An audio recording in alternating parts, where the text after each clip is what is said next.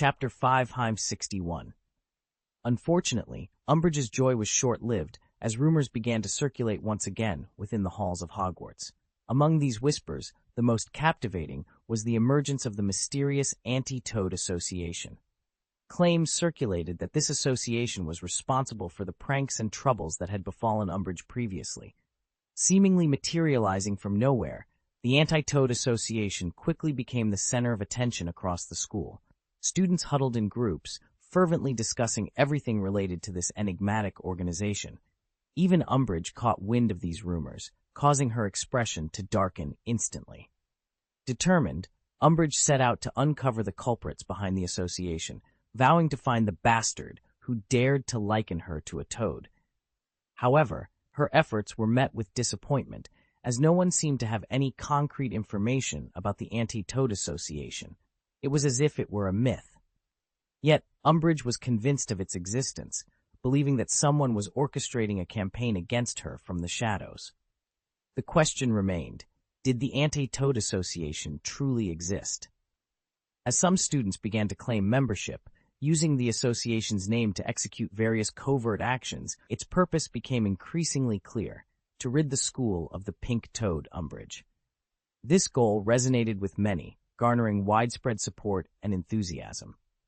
Surprisingly, the Anti-Toad Association even developed a detailed set of guidelines, asserting that with sufficient student participation, the Ministry of Magic would be powerless to intervene due to the principle that the law does not punish the public.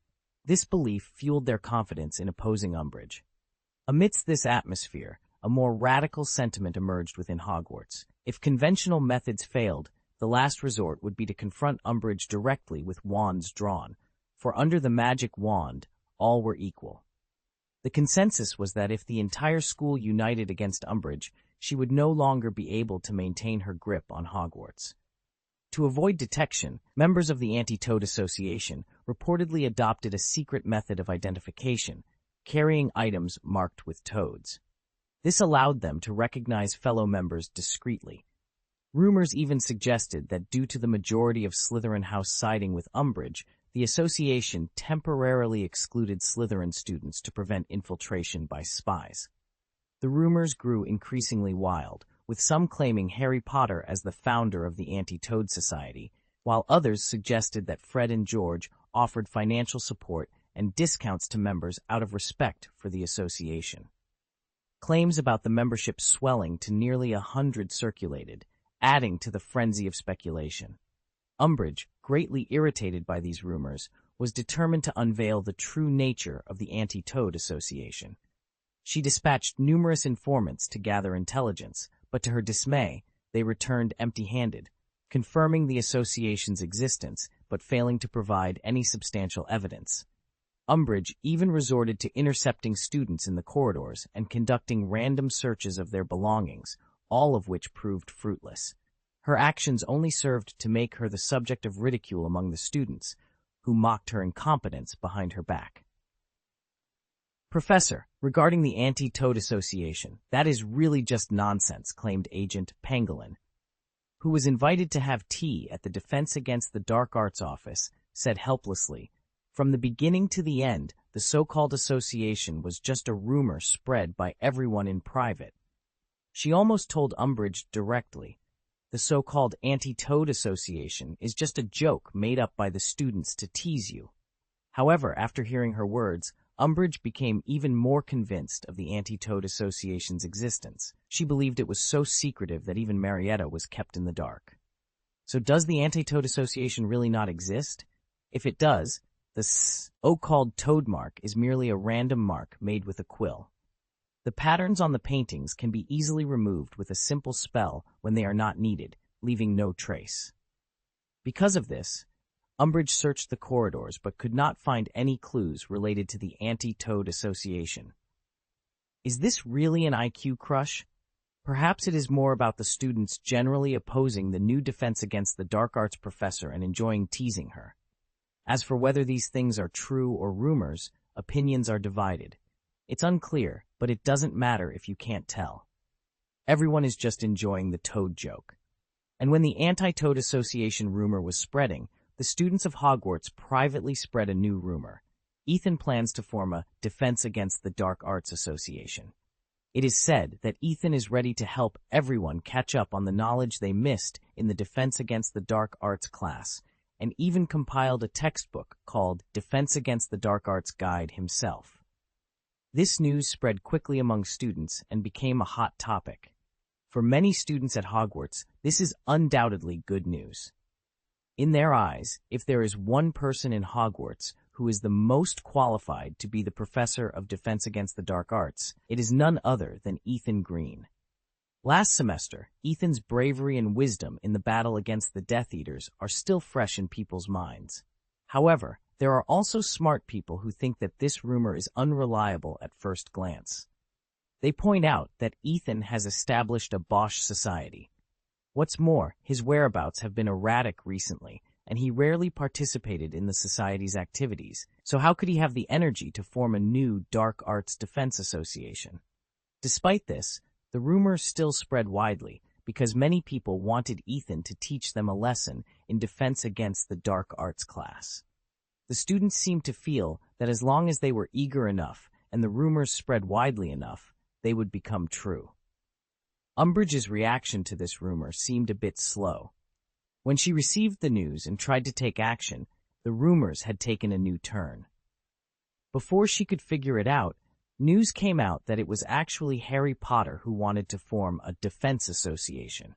It was said that Harry planned to take this opportunity to oppose Umbridge. Some people even discovered that the abbreviation of Defense Association coincides with the abbreviation of Dumbledore's army. Just when Umbridge was complacent, thinking that she had finally caught Potter and Dumbledore's scheme, the rumors changed drastically again. Some people said that no one planned to form a defense association at all, and that it was all just a smokescreen put out by the Anti-Toad Association in preparation for a grand party. They finally decided to take action. The real purpose of this party was to completely drive out the Toad causing trouble in Hogwarts. This news caused an uproar in Hogwarts. The morale of the Anti-Toad Association was greatly boosted, and various bizarre rumors began to spread around the campus. So, Umbridge began to investigate the truth about the party, but was greatly disappointed. Although everyone was talking about the party, no one knew who was organizing it. Everyone knew about the party, or so they thought. This gave Umbridge an unsettling sense of déjà vu, leading her to suspect she had been duped once again. Her suspicions were confirmed upon further investigation, revealing that the so-called party was a fabrication by the Anti-Toad Association to mislead her. Umbridge finally understood the true nature of the Anti-Toad Society. This supposed alliance was merely a facade. Its actual members comprised Hogwarts students who opposed her. The rumored toad mark, purportedly their symbol, had never existed. It was a fabrication designed to unite them against her. These students covertly spread rumors, some so elaborate that they began to believe them themselves. Their goal was to antagonize and undermine her. As long as she remained at Hogwarts, there would always be students rebelling against her, ensuring the persistence of the so-called Anti-Toad Association and the spread of various rumors. Umbridge realized the futility in trying to suppress these rumors. It was impossible to silence everyone. Who came up with this idea? Umbridge seethed with frustration. Clearly, this strategy had succeeded in infuriating her. Beneath the surface of truth lay layers of deception, making it challenging to discern reality from fiction. In such murky waters, it was difficult to navigate. Ethan, previously known as Levin, had masterminded this plan, which had a profound impact, leaving Umbridge completely taken aback. While she was preoccupied with quashing other rumors, Harry Potter had already taken decisive action. Under Umbridge's vigilant watch, he had discreetly established a Defense Against the Dark Arts team, unbeknownst to her. Chapter 562. This time, the members of the Defense Against the Dark Arts study group were meticulously chosen by Harry. Neville and Dean were among the select few who received invitations. The Weasley brothers, along with their friend Lee Jordan, also planned to join. Colin Creevey, Harry's enthusiastic admirer, naturally received an invitation, as did fellow Quidditch player Angelina Johnson. In total, Harry managed to gather 9 people, all from Gryffindor House. Harry hadn't anticipated how large the group would become. His primary goal was to study and learn defense against the dark arts with his peers. Unbeknownst to Harry, he wasn't the only one extending invitations. George actively invited Cedric Diggory to join the group. Ron discreetly invited Lavender Brown, and Colin quickly followed suit by bringing his younger brother.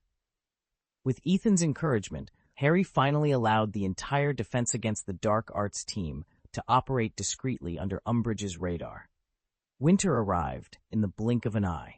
On a day when Hogwarts was enveloped in a silver winter blanket, the young wizards bundled up in thick robes and trudged through the snow-covered vegetable fields to the greenhouse for their herbology class. The wind howled, blowing their robes like billowing sails, fluttering wildly in the breeze. Inside the greenhouse, despite the fierce wind raging above and violently striking the glass roof with loud bangs, Professor Sprout diligently explained the intricacies of herbology. However, her voice was nearly drowned out by the wind, forcing the students to strain their ears to catch every word. The afternoon Care of Magical Creatures class had to be relocated from its original outdoor venue to an empty classroom on the first floor due to the weather conditions. For Harry and Ron, focusing on the lessons was a challenge, as their thoughts were preoccupied with the upcoming first meeting of the Defense Against the Dark Arts study group at 8 o'clock in the evening. At dinner, Harry sat at the Gryffindor table, eagerly devouring his sausages and mashed potatoes. When he paused to sip his pumpkin juice, he noticed Angelina Johnson, the captain of the Gryffindor Quidditch team, staring at him in surprise. "What's the matter?" Harry inquired, his mouth still full of food. "You seem famished," Angelina remarked, taken aback. Harry quickly swallowed his food and explained, "I'm just trying to finish quickly so I can go set up the training area." He continued, "At 8 o'clock this evening, on the 8th floor, opposite the tapestry depicting the troll's defeat of Barnabas the Barmy, I'll be waiting for you there." Angelina nodded in understanding. "Okay, Katie and Alicia also want to join. I'll bring them along."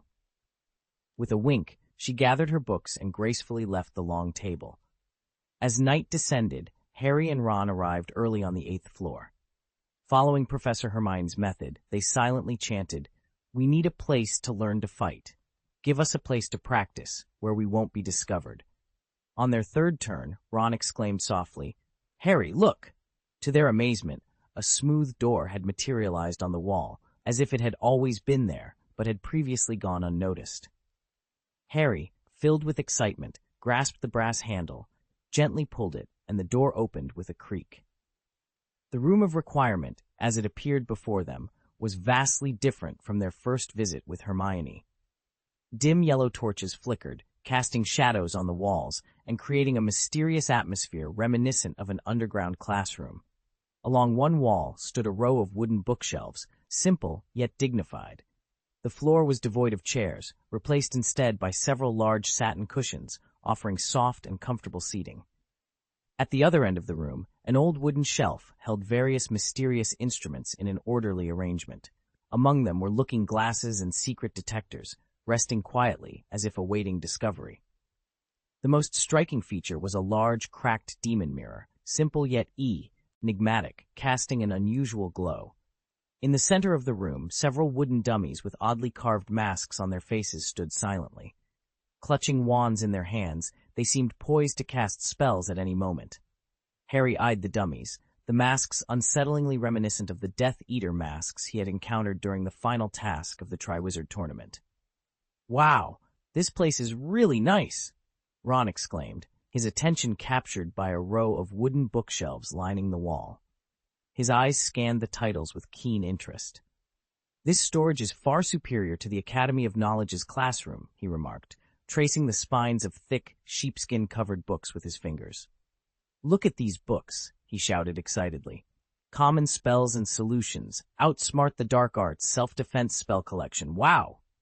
Ron glanced at Harry. "Granger's decision not to join our new society is her loss.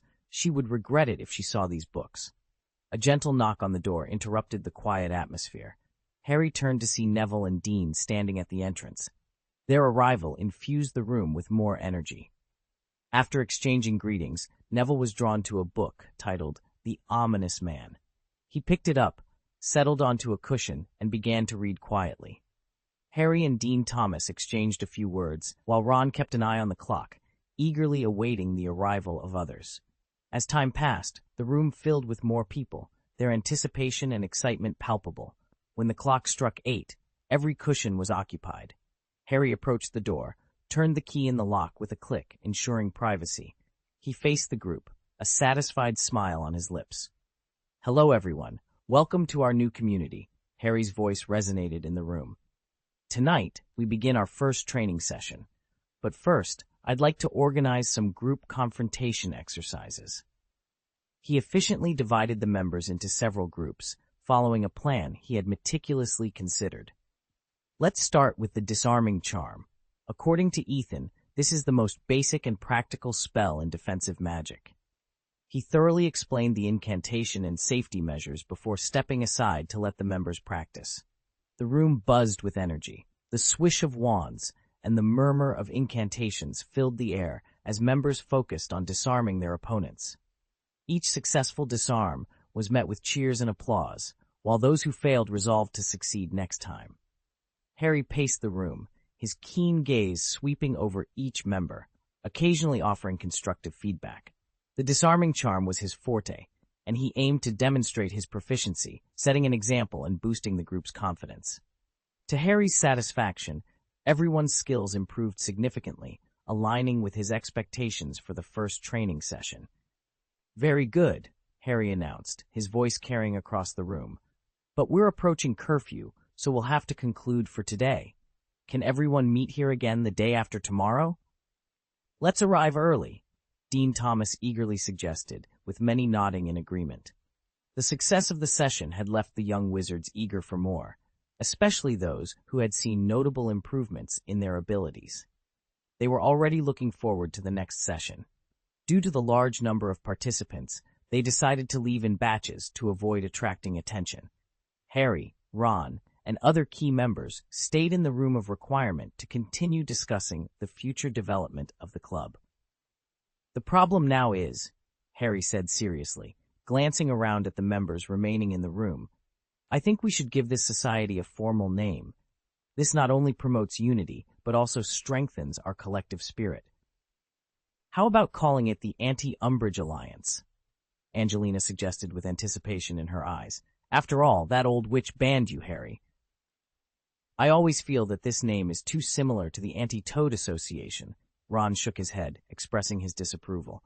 "Or calling the Stry of Magic a team of idiots," Fred and George suggested in unison.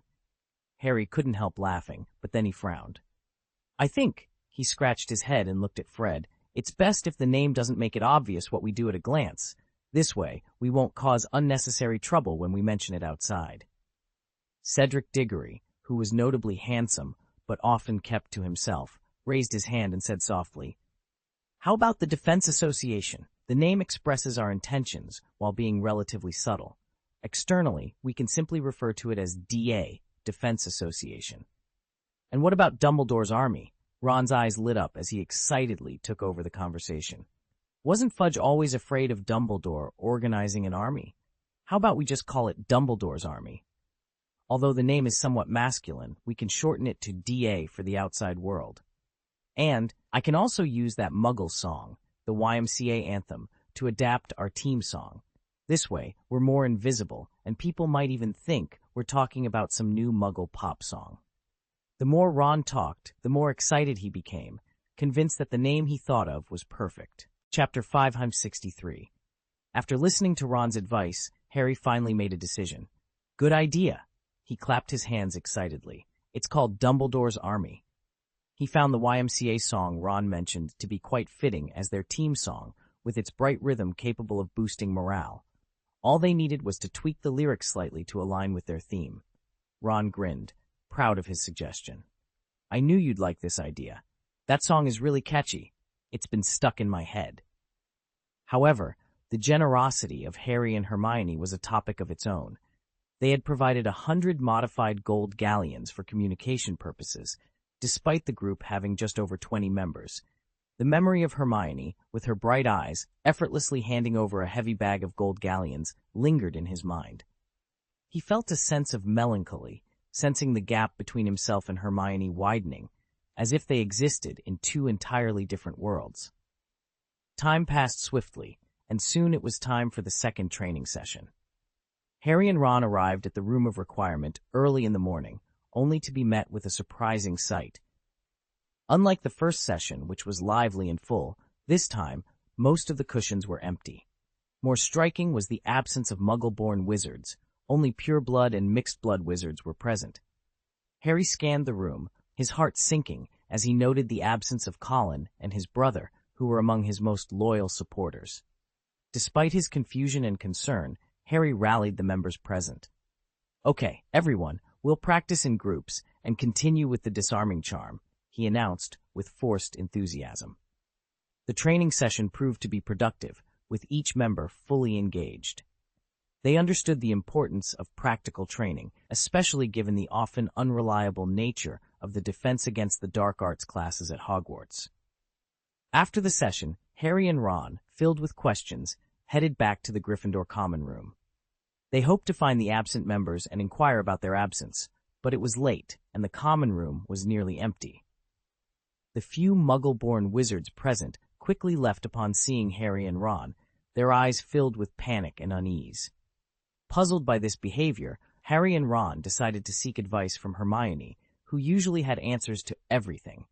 However, instead of finding her engrossed in her books, they discovered her in a heated discussion with Romilda Vane, a student 2 years her junior. "Romilda, I can take care of my cat myself, so you don't have to worry about it." Hermione's voice was tinged with annoyance, a rare departure from her usual composed demeanor. Her eyes flashed with anger, signaling the gravity of their debate.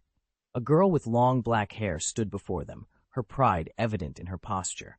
However, the fierce rebuke from Hermione had clearly taken her by surprise, anger sharpening her already prominent chin. As Harry and Ron approached, she seemed ready to engage in the quarrel, but upon seeing them, she pressed her lips together, fell silent, and stormed off to her room. Harry and Ron exchanged glances, both detecting a mix of embarrassment and hesitation in each other's eyes. They knew all too well the challenge of dealing with an irate Hermione and were tempted to steer clear. Yet, aware of Hermione's current workload and their own commitment to starting the MDA, they reluctantly decided to face the situation head-on. "Hermione, did something happen between you and Romilda?" Harry asked, his voice laced with caution. Hermione, seemingly waiting for an opportunity to discuss the matter, unleashed her frustrations. "Do you know? Just because my cat has put on a bit of weight, people are treating me like I'm mistreating it. But Crookshanks is an orange cat, and everyone knows orange cats can be prone to gaining weight. It's not their fault," she vented, mimicking Romilda's accusatory tone. "It's as if they think I'm feeding him excessively on purpose. It's completely unfair." Harry and Ron, though not fully grasping the situation, nodded in agreement, affirming, "Yes, it does seem unfair." Hermione's fervor grew. "I've done everything I can. I even conjured a laser pointer and bought a cat wand to encourage Crookshanks to exercise. But he just isn't interested in playing. I'm at my wit's end." She then reminisced about her early days as a magical animagus, recalling how Ethan would tease her with a laser pointer. The memory brought a soft laugh and a blush to her cheeks. Quickly shifting the topic, she continued, "Do you know how much effort I've put into Crookshanks's diet? I ordered special diet cat food from the Fantastic Beasts shop in Diagon Alley. It's supposed to be fed just once a day to help with weight loss. I've really tried my best." Pausing, Hermione recounted the struggles of dealing with Crookshanks's weight. "But every morning at 2, he climbs onto my bed, pressing his 30-pound body down on my head. It's unbearable. He then cries pitifully until I give in and feed him. Between my studies, the Erotic Society, and the Offa United Company, I desperately need my sleep." Seeing Hermione's exhausted demeanor, Harry attempted to offer some comfort. "Hermione, you've done an incredible job. Crookshanks is just challenging. A cat may not understand your efforts, but we all know you tried your best," Harry said, his tone mirroring the pretentious one Ron had used when bidding farewell to Fleur at the end of the last term. Hermione seemed touched by Harry's attempt at comfort, nodding slightly before continuing. "You know, Harry, Now when I see those wizard parents with their plump children in Hogsmeade, I'll nod at them. With my eyes, I'll tell them, I understand. Do you have a little one stomping on your head at night? Screaming in your ears? I get it. Give them what they want. We still need our sleep. It's truly agonizing. After venting her frustrations, Hermione appeared much more at ease. In Gryffindor, despite being surrounded by classmates, she had very few close friends with whom she could share her feelings openly. Ginny was the only one, and she had fallen asleep early again tonight. If Harry hadn't found her, Hermione might have returned to the tower to find Ethan. Sometimes it's essential to express even the minor worries of life. She turned to Harry, who seemed still lost in her previous complaints, unable to snap out of it. Hermione smiled gently and softly said, "Tell me, Harry, have you encountered anything you can't solve? But I must declare in advance that I will never let you copy my homework again. You have to do it yourself to learn." "How did you know we were in trouble?" Harry asked, puzzled. Hermione shrugged lightly, her tone playful. "When have you ever come to me without being in trouble during this period? I'm almost becoming your emergency go-to." A trace of shame crossed Harry's face upon hearing this. Hermione was right. Lately, due to his concern for Ron's feelings, his relationship with Ethan and even Hermione had become somewhat strained. He often sought their help only when in need, creating a sense of utilitarianism in their friendship. The last time they had approached Hermione, it was to seek assistance with the Defense Against the Dark Arts training class. Chapter 564. Hermione seemed unfazed by Harry's growing distance. The tasks Ethan had assigned her filled her days with purpose and fulfillment. With fewer friends to confide in upon her return to the tower, she found her current days quite content. Noticing Harry's hesitation, Hermione boldly encouraged him. "Okay, don't dawdle. Quickly tell me what issues you've encountered. It's getting late, and I'd like to solve this problem so I can go back to sleep." Harry wasted no time in sharing the peculiar occurrences in his training class. Hermione's brows knitted together in confusion. She had assumed that Harry, having been raised in the Muggle world and known as the savior of the wizarding world, would be more popular, especially among Muggle-born students, given Voldemort's disdain for Muggles. Yet, reality contradicted her expectations. "Hermione, can you explain why my YMDA training class is so unpopular?" Harry's voice carried a tinge of frustration as he slumped next to Hermione, seeking answers. "What?" Hermione turned sharply, her eyes wide in disbelief. "Wait, what did you say? What's the name of your training class?" "YMDA, short for Dumbledore's Youth Army," Harry replied, puzzled by Hermione's reaction. "Oh, yeah. Didn't you know?" Hermione struggled to contain her laughter, a rare sight that usually only emerged around Ethan. She hadn't expected Harry, with his Muggle upbringing, to make such a culturally unaware mistake.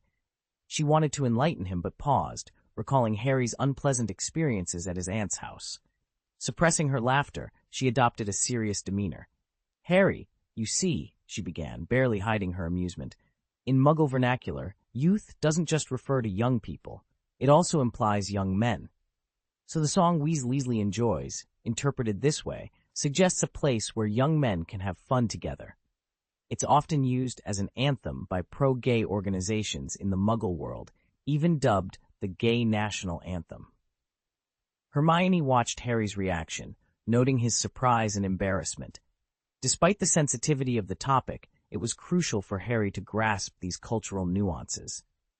"You should really watch the original music video of this song during the holidays to get a better understanding of Muggle culture," Hermione advised. In fact, when the Austrian-French United TV station aired this song, they replaced the original music video to avoid controversy. So the Muggle-born wizards probably avoid you because they mistakenly think you're promoting gay wizardry.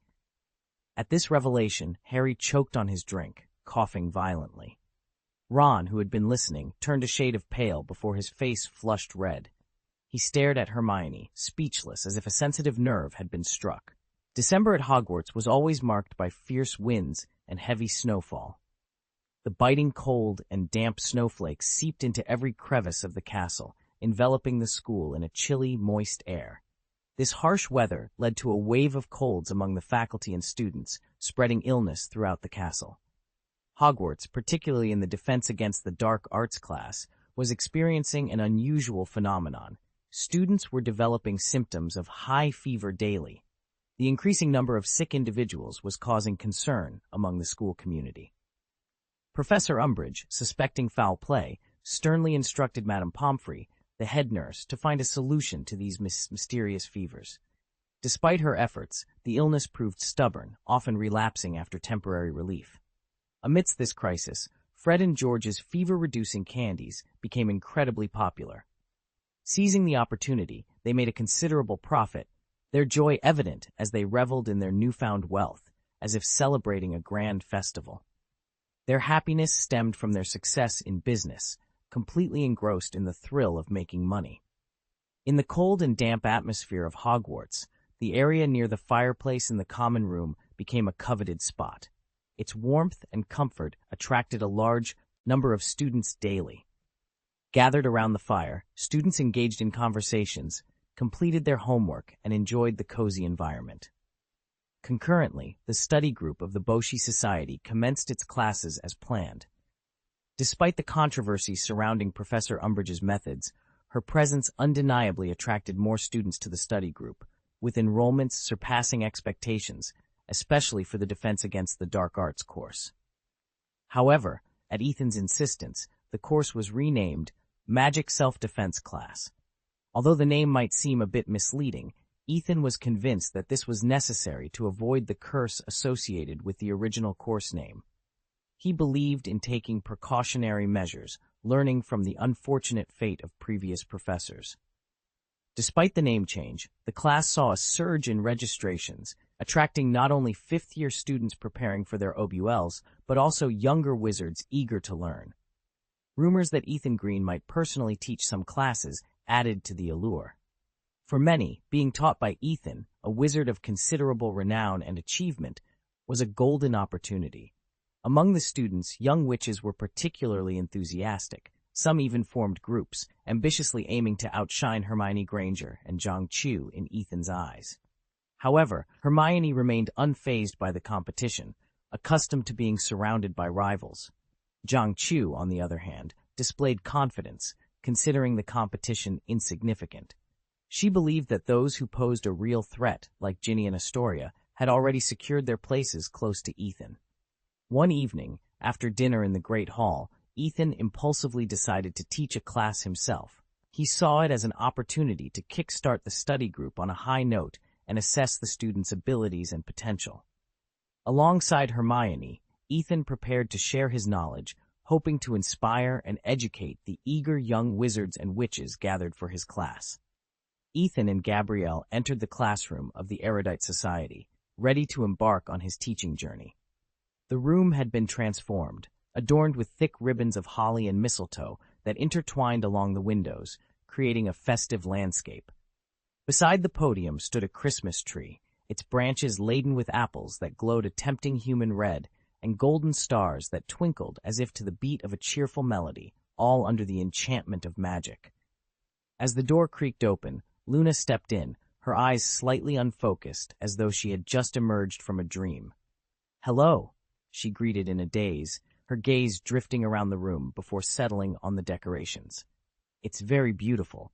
Who decorated it?" "It was Cho Chang," Hermione replied with a warm smile. "She's been quite stressed about her studies lately, so she came up with the idea for these decorations." Indeed, who else but Cho Chang, alongside Ethan, descendants of the Dragon Nation, would think to hang apples on a Christmas tree? The connection between apples and Christmas Eve is a tradition unique to the Chinese context. Luna's attention was drawn to the mistletoe hanging near them. Her demeanor shifted to one of seriousness as she remarked, "Did you know? Mistletoe often contains hooks inside." Ethan and Hermione exchanged a glance before bursting into laughter. Luna was referring to the owl hook, a bizarre and magical creature resembling a creepy maggot, as described in The Quibbler. Capable of living up to 20 years, this creature boasts a sickle-shaped hook on its tail and 3 eyes, defying the laws of nature. According to legend, a wizard named Elaguji discovered it in the mysterious Oid village, but tragically died 3 days after being hooked by it. This tale, sourced from The Quibbler, adds a layer of mystery and horror to the owl hook, a creature only Xenophilius Lovegood and Luna claimed to have seen. Ethan speculated that Xenophilius Lovegood invented the owl hook out of concern for his daughter. The British tradition of kissing under the mistletoe at Christmas might have worried him, prompting him to create a deterrent to protect Luna from unwanted advances. Despite the oddity of this notion, it wasn't entirely far-fetched, considering Xenophilius's protective nature towards his daughter. Ethan, undeterred by Xenophilius's wary gaze whenever he invited Luna out or to visit the tower, even looked forward to the idea of Luna teaching their future daughter, regardless of her mother, enriching her mind with those fantastical stories. However, he resolved that if he and Luna were to have a daughter, Luna's role in sharing those incredible tales would be a cherished part of their family life. Chapter 565. With Luna's reminder, all three remembered the story about mistletoe. Gabrielle's eyes sparkled mischievously, showing a clear interest in the legend. Hermione noticed the shift in Gabrielle's demeanor and felt a wave of alarm. She quickly positioned herself in front of Ethan, fearing Gabrielle's unpredictable nature might lead her to actually kiss Ethan. However, Gabrielle's actions took everyone by surprise when she didn't reach for Ethan, but instead embraced Hermione and planted a firm kiss on her lips.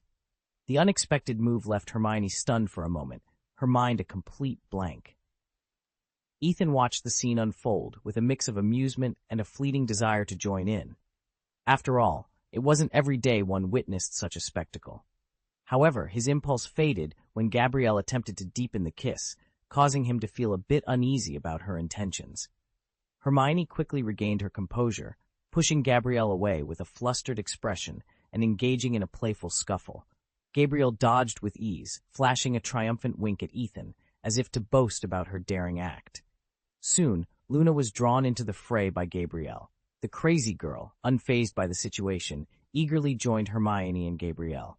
Ethan, seeing Hermione outnumbered, jumped in to assist her despite her protests. What ensued was a chaotic but joyful battle under the mistletoe, filled with laughter and playful screams. Their fun was abruptly interrupted by a knock on the door. Turning around, they saw Chujang and Ginny enter, followed closely by the Weasley twins, George and Fred. The newcomers wore solemn expressions, casting a shadow over the previously light-hearted atmosphere. Chujang and Ginny looked particularly upset, understandably so, given the scene they had walked in on. Ethan felt a pang of guilt, knowing explanations would do little to alleviate the situation. However, he was puzzled by George and Fred's grim faces, wondering if they, too, harbored feelings for him. "What happened?" Ethan asked, noting their unhappy demeanor. Ginny sighed. "We just found out who the team's new substitute beaters are." Curiosity piqued. Gabrielle, still half lying on Ethan's lap, turned to ask, "Who is it?" "Andrew Kirk and Jack Sloper," George replied with frustration. "They're not the brightest, and compared to others, well, it's hopeless." Hermione, feeling a sense of resignation, shrugged. The Gryffindor Quidditch team's performance had been dismal, suffering defeats from Ravenclaw and Hufflepuff. This news only added to their disappointment. The team's struggles had even drawn comments from Oliver Wood, the former captain, who expressed his dismay in a television interview. With a stern expression, he lamented the current state of Gryffindor Quidditch, his frustration palpable. With only a few people, including you and Ron, acting as goalkeepers, the question arises, can he keep it? The answer is no. Do you not realize you lack the ability? If we continue like this, we will lose to Hufflepuff. After losing to Hufflepuff, Slytherin will defeat us. Then we will be left with no victories at all. These words felt like a cold shower to every team member, dampening their spirits and making them worry about the team's future. As the three Weasley siblings took turns criticizing Ron, the door quietly opened, revealing Harry and Ron. Ginny's tirade came to an abrupt halt. It was as if she had suddenly lost her voice, and her previously sharp words vanished. Ron's face turned as red as a freshly boiled lobster, and an awkward silence enveloped the room. He looked at Ginny, hoping she would stop talking, and then glanced at Luna, who seemed oblivious and continued to hum. Breaking the silence, Fred turned to Ethan and Zhang Chu, expressing his frustration. "You guys from Ravenclaw are really stepping up your game this year. Your strategy and skills are unlike any amateur team in the school. Ethan, what's your secret? Ethan offered a gentle smile, but chose not to reveal anything. The conversation then shifted back to Quidditch. It's tough without Harry, Ron lamented, his forehead creased with worry. Quidditch practice feels like torture. Harry, sharing the sentiment, added, Indeed. And what's worse, I'm suspended, yet Ron is allowed to play freely. It's as if they're mocking his skills. Every Quidditch practice was a trial for Ron. Not only did he have to face his teammates' lack of confidence, but he also had to endure the chants of Weasley is our king from the stands, which only added to his frustration. Seeking to lighten the mood, Harry quickly changed the subject to the DA. You know, the number of people attending DA sessions is back to what it was originally. Our Defense Against the Dark Arts group is finally on the right track. This was a topic Ron was deeply interested in.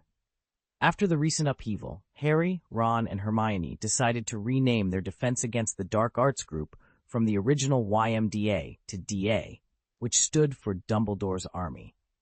Harry believed this new name was not only more impactful, but also carried significant meaning, symbolizing their fight against dark arts and their respect for Dumbledore. He promptly shared the news of the name change with all members through the enchanted coins Hermione had provided. Harry also took this opportunity to apologize sincerely for the misunderstandings caused by his lack of knowledge about the Muggle world. His genuine apology was well received by everyone. However, when the group reconvened, Ron sensed a peculiar atmosphere.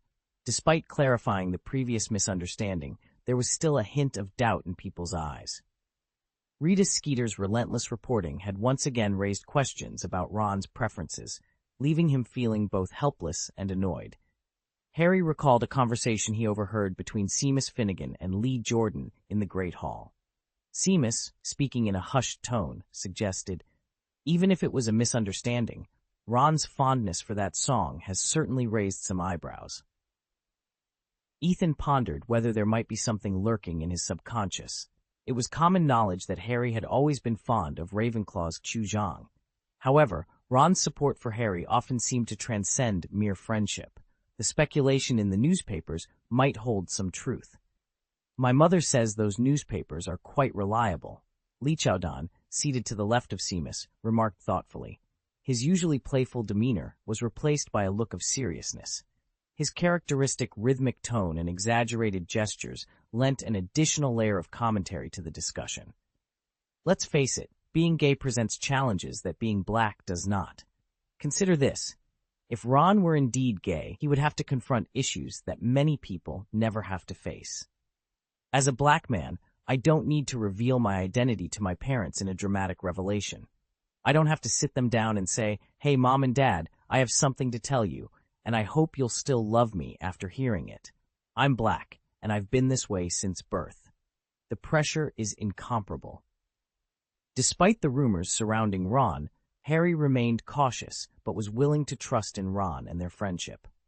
In essence, Harry found the idea not as unfathomable as he initially thought, especially when he considered Ron's perspective. Chapter 566. In fact, Harry and Ron's decision to attend cram school this time was largely influenced by Ethan. This cram school was organized by Ethan, and for Harry, enrolling was almost an inevitable choice. Ethan was not only exceptionally powerful, but had also saved Harry's life in critical situations multiple times. Now that Ethan was opening a cram school, Harry felt compelled to support it. However, beyond his personal admiration for Ethan, Harry recognized that his academic performance needed significant improvement. In the past, he often relied on Hermione's assistance with homework, and his grades were barely passable. Despite excelling in Defense Against the Dark Arts, the current semester's content was proving to be a challenge. Aspiring to become an outstanding Auror, Harry knew he had to enhance his academic prowess, and Ethan's cram school presented the perfect opportunity. Ron's academic situation was even more dire. His grades had always lagged behind Harry's, and he struggled across all subjects. Financial constraints made enrolling in classes a daunting prospect, and he was too proud to ask his family for money, especially since his youngest sister, Ginny, never seemed to need financial support from the family. Unbeknownst to Ron, Ginny's affiliation with the Boshi Society and the Genius Club provided her with a substantial income, rendering her indifferent to pocket money. This misunderstanding left Ron embarrassed to request financial aid from his family. The cost of attending all the cram schools offered by the Boshi Society was prohibitively expensive. To afford the tuition, Ron took a risky job working for the twins as a potion assistant. Despite the dangers, he was determined to achieve his dream. During their discussions, Harry expressed his curiosity about managing a training class to Ethan. Ethan generously shared his insights, suggesting the recruitment of a beautiful and capable female assistant to delegate responsibilities. This advice prompted laughter and teasing from Hermione and Zhang Chu. Harry, intrigued, pondered where he might find such an assistant. As the conversation unfolded, students gradually filled the classroom, finding their seats either alone or with friends. Regardless of their seating arrangements, all eyes were fixed on the stage, eagerly anticipating the teacher's entrance. Ethan rose from his seat, surveyed the room with a keen gaze that briefly lingered on each student, and commenced his lecture. "Welcome to the cram school of the Boshi Society," Ethan began, his voice calm yet commanding, capturing the attention of every student. "Today, we will delve into the mysteries of defending against dark magic." Ethan's inaugural lecture at the cram school was a resounding success. Despite not having taught for some time, his ability to convey complex concepts in simple terms remained unparalleled. His demonstrations were not only enlightening, but also captivated the students, leaving them in awe. Harry, too, was thoroughly impressed. The curriculum at Ethan's cram school differed markedly from that of the DA, offering new perspectives and methodologies that deeply resonated with Harry. Professor Ethan's teaching approach was not confined to the instruction of combat spells, such as the disarming curse. Instead, he emphasized the skillful application of familiar spells to navigate unpredictable and dangerous situations. "Imagine," Professor Ethan began, his voice low and captivating as he scanned the faces of his students, "you're walking alone in a deep forest when suddenly several individuals with malicious intent block your path. What would you do?" The classroom fell silent, the students deep in thought, pondering their countermeasures. Professor Ethan smiled and methodically outlined potential dangers: werewolves, giants, dementors, and even attacks by untransformed werewolves. He meticulously explained how to safeguard oneself in each scenario and how to maximize the use of available resources for protection. However, Ethan made it clear that the objective of this intensive course was not to produce a battalion of combatants. The courses and preparatory classes for the OWL's exam were designed for a broad audience rather than a select few, focusing on practicality and widespread applicability. Ethan discouraged ordinary students from directly confronting dark wizards. Instead, he taught them how to execute a tactical retreat while ensuring their safety. After all, survival is paramount in the magical world. Occasionally, Ethan introduced new spells, such as thousands of arrows, flying sand and rocks, spiderweb spell, arcane missile, though these were typically demonstrated just once without consuming much class time. The primary aim was for students to practice these spells independently after class.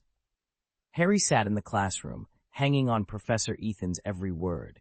He resolved that the future DA training sessions would incorporate the practical spells Ethan recommended for independent practice. Studying under a master like Professor Ethan could never lead astray. After class, Harry felt more fulfilled and satisfied than ever. He and Ron exited the classroom with bright smiles, their conversation still revolving around the lesson as they returned to the Gryffindor common room. That night, as Harry lay in bed, the excitement of the day hastened his journey into sleep. In his dream, he found himself back in the DAing room, standing at the podium, guiding the students in their training. He cast every spell with precision, earning applause and filling his heart with pride and satisfaction. Suddenly, the dream shifted, plunging Harry into chaos. His body became fluid and powerful, capable of penetrating any barrier. He slithered on his belly like a snake, navigating through a dimly lit corridor with agility. The surroundings were barely illuminated, casting the outlines of objects in a blur. Yet, Harry noticed strange, vivid colors dancing in his peripheral vision. He attempted to survey his surroundings. initially perceiving the corridor as deserted and eerily silent. Upon closer inspection, he spotted a solitary figure seated on the ground, shrouded in dimness, head bowed as if in deep slumber. A strong impulse urged Harry to pounce and bite, but his reason prevailed, reminding him of more pressing matters that required his attention and control. However, as he fought this urge, the figure suddenly stirred. Rising swiftly, a silver cloak fell away, revealing a slender frame. Harry's eyes met the bright, blurry silhouette standing before him, wand in hand. Harry's belt glowed ominously as he realized he had no choice but to confront the man. With a surge of determination, Harry attacked fiercely, his fangs sinking deep into the man's flesh, breaking ribs and drawing hot blood that splattered across his face and mouth. The man's screams of agony quickly faded as he collapsed, his lifeblood pooling around him. Suddenly, Harry was assaulted by an excruciating pain in his forehead, as if seared by a hot iron. Clutching his head, the world seemed to spin and quake around him. "Harry! Harry!" A familiar voice pierced through his agony. Blinking open his eyes, Harry found himself drenched in cold sweat, the sheets twisted around him. The pain in his forehead was nearly unbearable. "Harry!" Ron's anxious face hovered over him, his expression etched with worry and fear. Other figures loomed at the bed's foot, their presence marked by shock and concern. Gripping his head, Harry's vision darkened with pain. He rolled over and was overtaken by violent nausea. "Something is really wrong with him," a voice quivered with fear, likely Seamus's. "Harry! Harry!" Ron shook him desperately, trying to pierce through his haze of pain. Gasping for air, Harry felt as though each breath was a lifeline. Despite his overwhelming exhaustion and blurred vision, he knew he had to convey the urgency of the situation to Ron. "Your dad," he managed to say, each word a struggle. "Your dad. Something happened to him." "What?" Ron's confusion was palpable. "Your dad," Harry nearly showed. "Ted," his voice laced with urgency. "He was bitten. The injury was serious. There was blood everywhere." The sound of hurried footsteps indicated someone rushing out for help. "Harry, mate," Ron attempted to soothe him, still clouded by doubt. You were just dreaming. It's okay." "No," Harry cut him off sharply, his eyes burning with conviction. "This was not a dream, not an ordinary dream. I was really there. I saw it. I did it." Chapter 567. While Harry was fraught with worry at Hogwarts, Ethan had returned to the tower and was now settled in the study, enveloped in a markedly different atmosphere. Jaina Proudmoore and her godbrother Ethan sat opposite each other, the space between them infused with the scent of milk and tea. Each had a steaming cup of milk tea beside them, the rising steam mingling in the air, casting their faces in a soft haze. Jaina took a sip of her milk tea, savoring the interplay of sweetness and the robust flavor of tea on her tongue. Setting down her cup, her eyes sparkled with a sharp intensity as she began. "As for the Ministry of Magic, you needn't worry.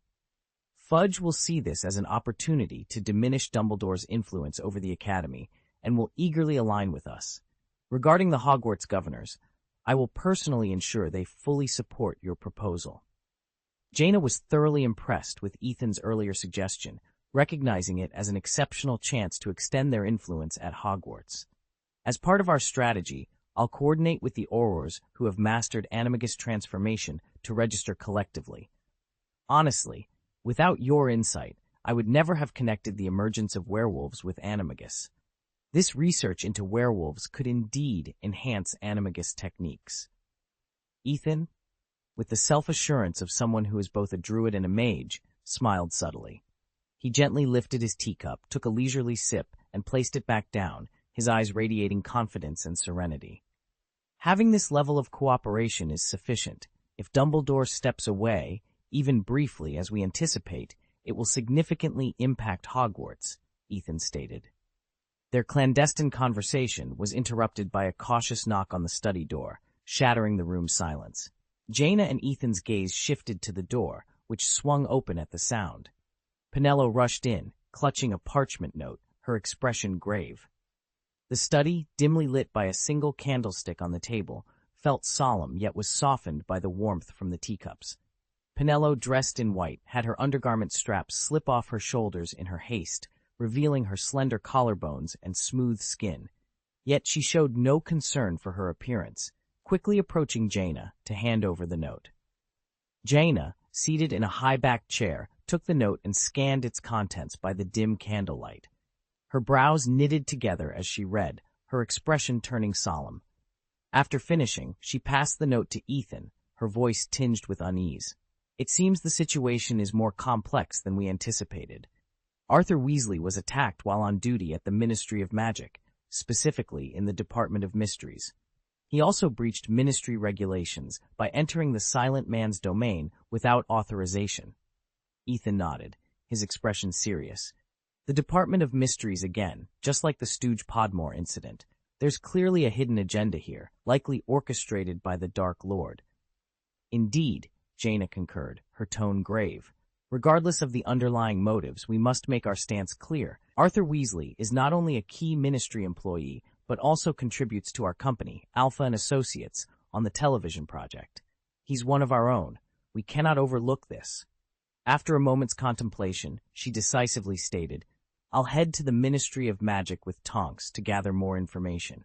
Ethan, I recommend you visit St. Mungo's Hospital for Magical Maladies and Injuries." In light of Arthur Weasley's uncertain fate, Jaina, despite not having a close relationship with Mr. Weasley, recognized the importance of expressing condolences.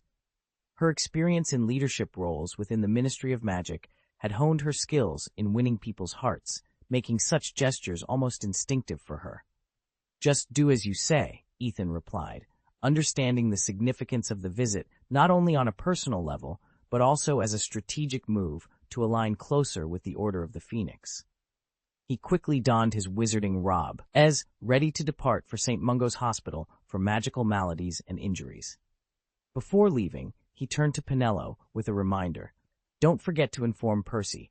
Tell him not to worry. I'll do everything in my power to ensure Arthur's safety.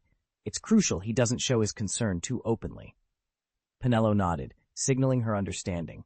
Ethan, pausing to adjust the straps on Penello's dress with a gentle touch, thanked her for her care, a slight, proud smile playing on his lips. Then, in an instant, he vanished, teleporting directly to St. Mungo's, leaving Penello with a flushed face and a racing heart. Meanwhile, at 12 Grimmauld Place, Harry had finally managed to convince his schoolmates of the legitimacy of his dream. After informing Dumbledore and playing a key role in Arthur's rescue, they were brought to the Order of the Phoenix's headquarters. Aware of the implications his dream could have on the Weasley family, Harry carefully modified his account, omitting his possession by the snake and instead presenting himself as a mere observer of the attack. This decision was made to protect his secret and to prevent further distress to the Weasleys. The Weasley children, anxious for their father's well-being, were eager to visit St. Mungo's immediately. However, Sirius halted their impulsive plan, explaining, "Wait, kids, you must stay here. Acting rashly isn't wise." Their frustration was palpable. "This is Dumbledore and the Order's decision," Sirius sighed, emphasizing the need to conceal Harry's unique ability and the potential consequences of prematurely revealing their knowledge of Arthur's attack. He elaborated on the risk of misinterpretation by Fudge and others, which could falsely implicate the Order as orchestrators of the incident. Fred and George, distressed about their father's condition, initially resisted Sirius's reasoning. Yet, eventually, Sirius's explanation resonated with them, and they reluctantly agreed to wait for news at the Black family mansion. The atmosphere was heavy with tension as they sat in silence, each moment stretching into eternity, filled with concern for Arthur Weasley. The silence was abruptly broken by footsteps approaching the door, which then opened to reveal Ethan Green. "Fortunately, it doesn't take black blood to open the mirror door from the inside," he remarked, apologizing for the intrusion. His unexpected arrival took everyone by surprise. The reaction of the red-haired wizards was particularly noticeable. They had anticipated Mrs. Weasley, hoping for news about Arthur. However, their faces fell when they realized the newcomer was not who they expected. Mrs. Weasley's disappointment was evident, but Ginny was the exception. She recognized Ethan at first glance, tears streaming down her face as she ran into his arms.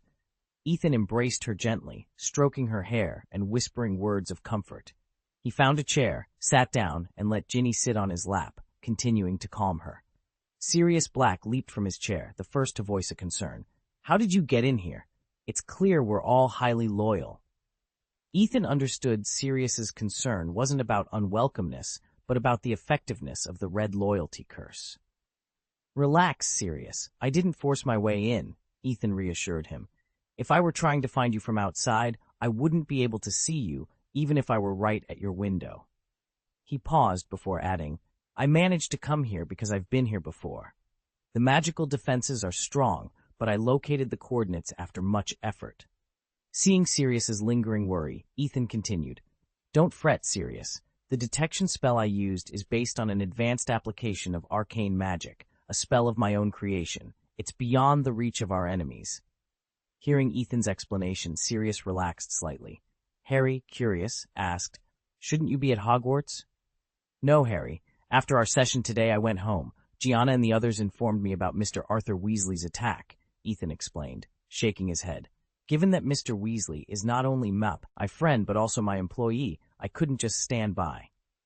Ethan's words brought a sense of warmth to the room. Ginny, looking up from Ethan's arms with tear-filled eyes, asked, How is Dad? Is he okay? Ethan gently patted her back. Arthur is still fighting, and the healers are doing everything they can. I believe it's important for you to see him and know he's out of immediate danger. That's precisely why I'm here, Ethan continued. At the hospital, I encountered Mrs. Weasley. We had a disagreement. She didn't think it was the right time for you to visit. However, after understanding your situation, I believe she doesn't have the right to deny you the chance to see your father, perhaps for the last time. Wait, the kids should still be in school, Sirius interjected, concerned about the repercussions of leaving Hogwarts. However, he halted mid-sentence upon meeting Ethan's determined gaze. Mr. Black, would you prefer to accompany the children to visit Mr. Weasley in the hospital, or should I leave without you? Ethan asked calmly, though a playful glint was in his eye. I don't want to be the one who stops you, Sirius replied with a resigned smile, stepping aside and giving Ethan a subtle wink. I suppose there's no reason to prevent you from seeing Arthur now, he added, his tone tinged with self-deprecation. He too felt it would be cruel to keep the Weasley children from visiting their father in the hospital. Ethan's arrival provided him with a reason to let go. After all, the closeness of Ethan's relationship with Gianna was well known. It was only natural for him to possess better information than the rest of the Order of the Phoenix. Chapter 568. In the cold night, a vortex shimmering with mysterious light suddenly appeared out of thin air in front of an old, red-brick department store. It was a portal. A group of 6 people emerged from the portal, stepping into this unfamiliar place. Harry and his companions surveyed their surroundings, their expressions a mix of curiosity and confusion. They found themselves on a slightly run-down street, yet there was no sign of St. Mungo's Hospital for Magical Maladies and Injuries. Stop looking around. This is indeed St. Mungo's, Ethan's voice cut through their confusion. Diagon Alley doesn't have enough space, and building St. Mungo's underground like the Ministry of Magic would be too unsanitary. So they chose this location. It allows patients to blend in with the crowd without drawing too much attention. They were standing in front of a department store named Tao Tao Co. Limited. The store appeared dilapidated and deserted, with only a few cracked mannequins visible through the window. These mannequins, adorned with crooked wigs and clad in outdated clothing from at least a decade ago, struck a bizarre pose. A large sign reading, "Closed for renovation," hung on the dusty door. The department store was never meant for muggles, so they wouldn't notice it, Ethan explained. He then approached the display window, gazed at the unattractive mannequin, and exhaled gently. His breath condensed into a thin layer of mist on the cold glass, momentarily obscuring the view. Hello, I'm here to see Arthur Weasley, Ethan said softly. Remarkably, the mannequin seemed to comprehend Ethan's words. It nodded slightly and then moved its fingers, gesturing for Ethan to follow. Ethan walked straight through the glass, vanishing beside the mannequin.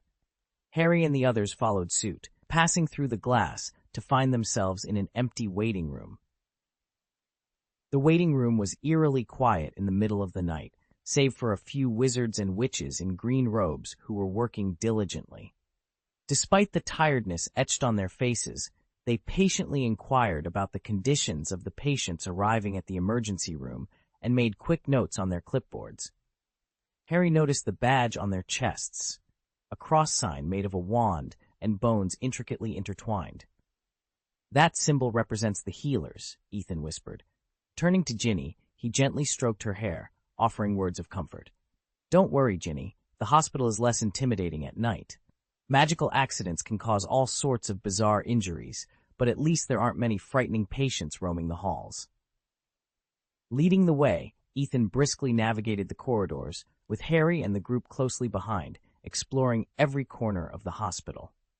Outside the emergency room, Molly Weasley's figure appeared particularly vulnerable. She leaned against the wall, her eyes filled with deep anxiety and unease, constantly fixed on the observation glass of the rescue room. It seemed the only way to alleviate her distress was to keep her gaze on Arthur Weasley's pale, unconscious face inside, his fate hanging in the balance. The healers around him worked with serious, focused expressions.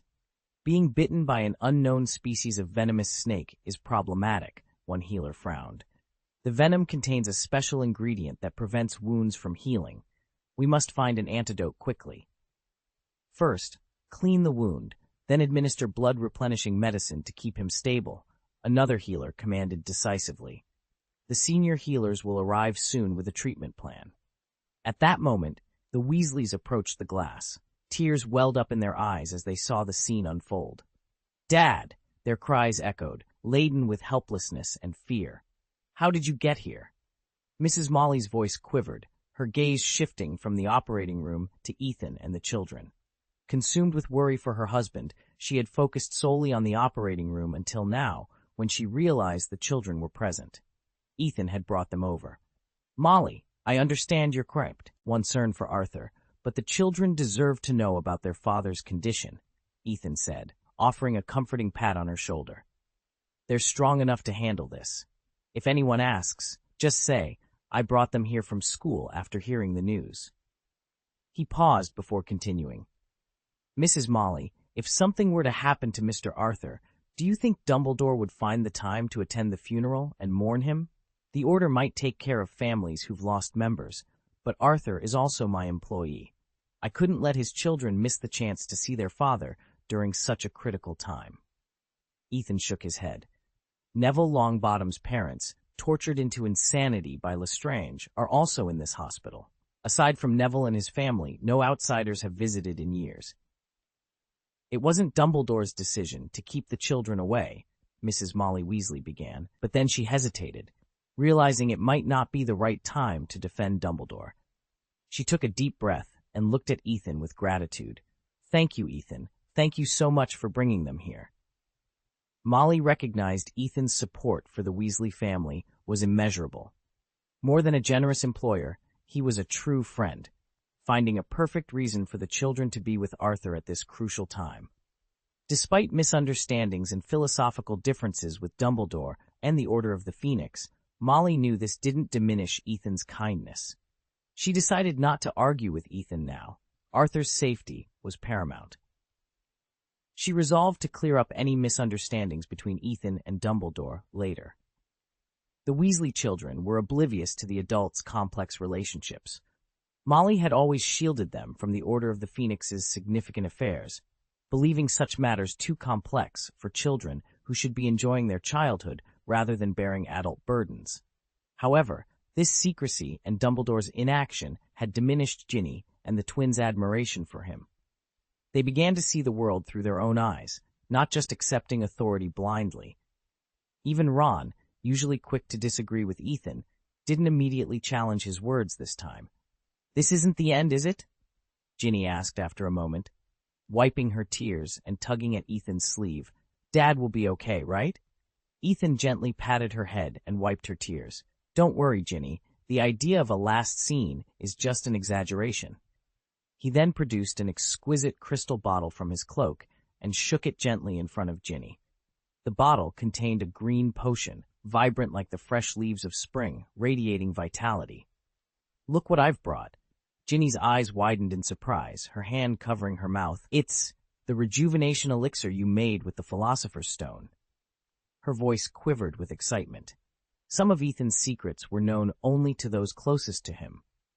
In the secretive world of magic, certain artifacts and potions are so powerful that their existence is kept hidden even from one's own family. The Philosopher's Stone and its derivative, the Rejuvenation Elixir, are prime examples.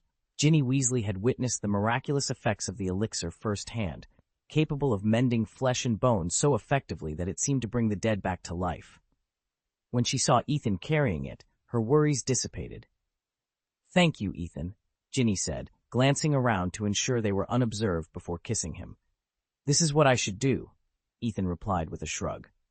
"Actually, if I wasn't worried about exposure, I would have used a few more drops. Then, Mr. Arthur would probably be awake by now." No, it's enough that my father's life is saved," Ginny responded sensibly, tempering her expectations. After a seemingly endless night, dawn's first light streamed through the hospital corridor windows, illuminating the exhausted healers. They had finally finished treating Arthur Weasley and were now pushing him out on a hospital bed. Arthur's face was pale, and his wounds were wrapped in layers of bandages, making him resemble a mummy. The healers, in their haste, offered no chance for questions as they moved Arthur directly to his ward, with his family trailing behind, faces etched with worry and unease. "How is he, miss?" Molly Weasley inquired softly, leaning in to gently kiss Arthur's cheek. His familiar eyes were tightly shut, unable to return her affection. "He looks very haggard," the female healer replied, embracing Mrs. Weasley comfortingly. "Please don't worry. We've applied special bandages to halt the bleeding. However, do not remove them prematurely, as Mr. Arthur's wound is still healing. The snake's venom is rare and complicates the healing process. Mr. Green is currently preparing a specific antidote, but it will take some time. In the meantime, Mr. Arthur needs regular blood fortifiers to maintain his strength." After offering these words, the healer released Mrs. Weasley, her gaze sweeping the room before resting on Ethan with a nod of gratitude. She then quickly exited the ward. The room fell into a brief silence until Ethan spoke up. "Mrs. Weasley, there's something you should know. The Aurors have scoured the area but found no trace of the snake. It seems to have vanished after attacking Mr. Arthur.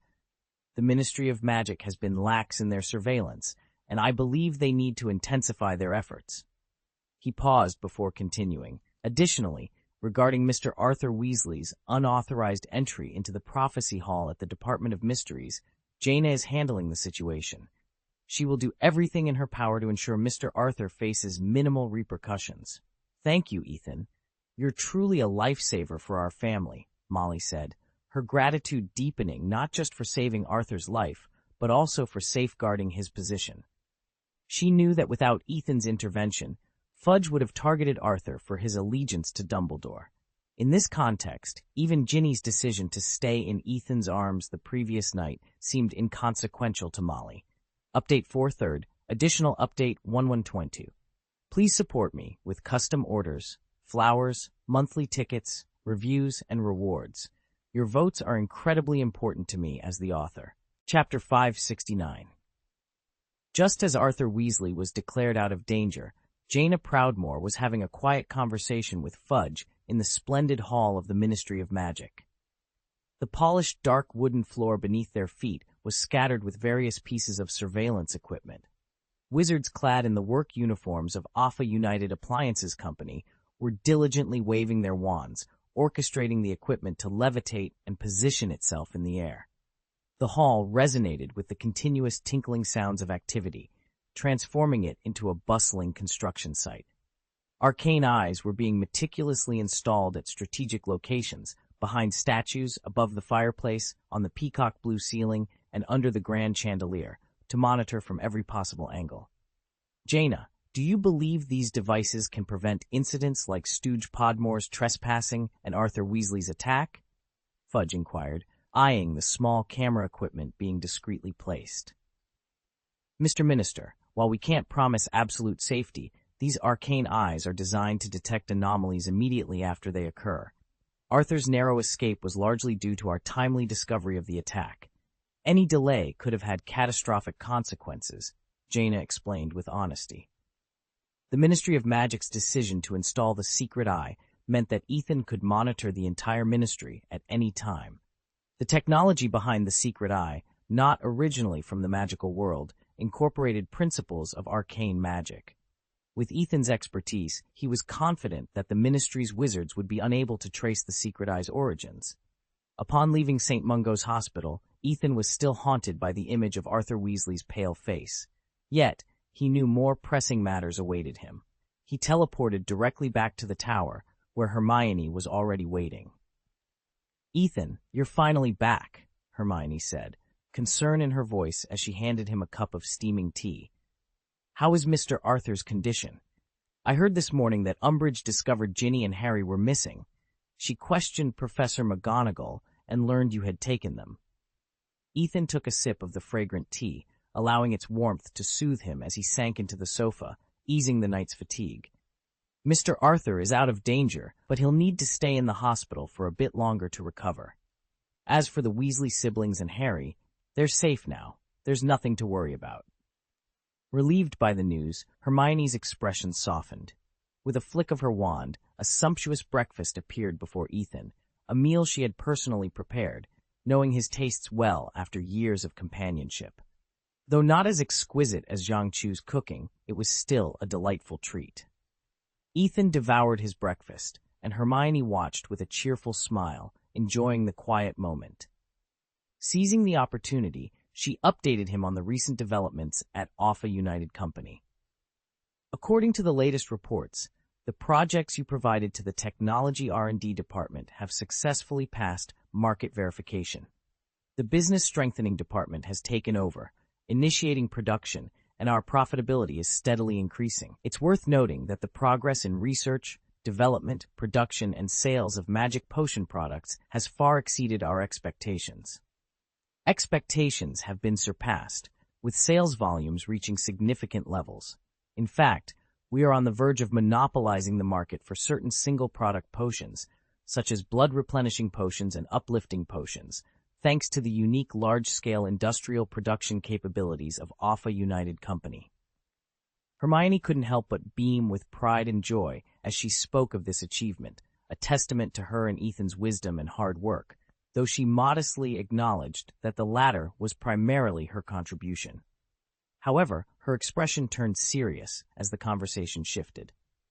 "However, we also face challenges in other areas. The progress in golem production has been less than ideal. The T effectiveness of the samples developed so far falls short of expectations, especially when compared to the batch you personally crafted before." She then suggested, "I've been thinking, perhaps we should adjust our R&D strategy. Investing more resources in the development of household golems might be a better choice.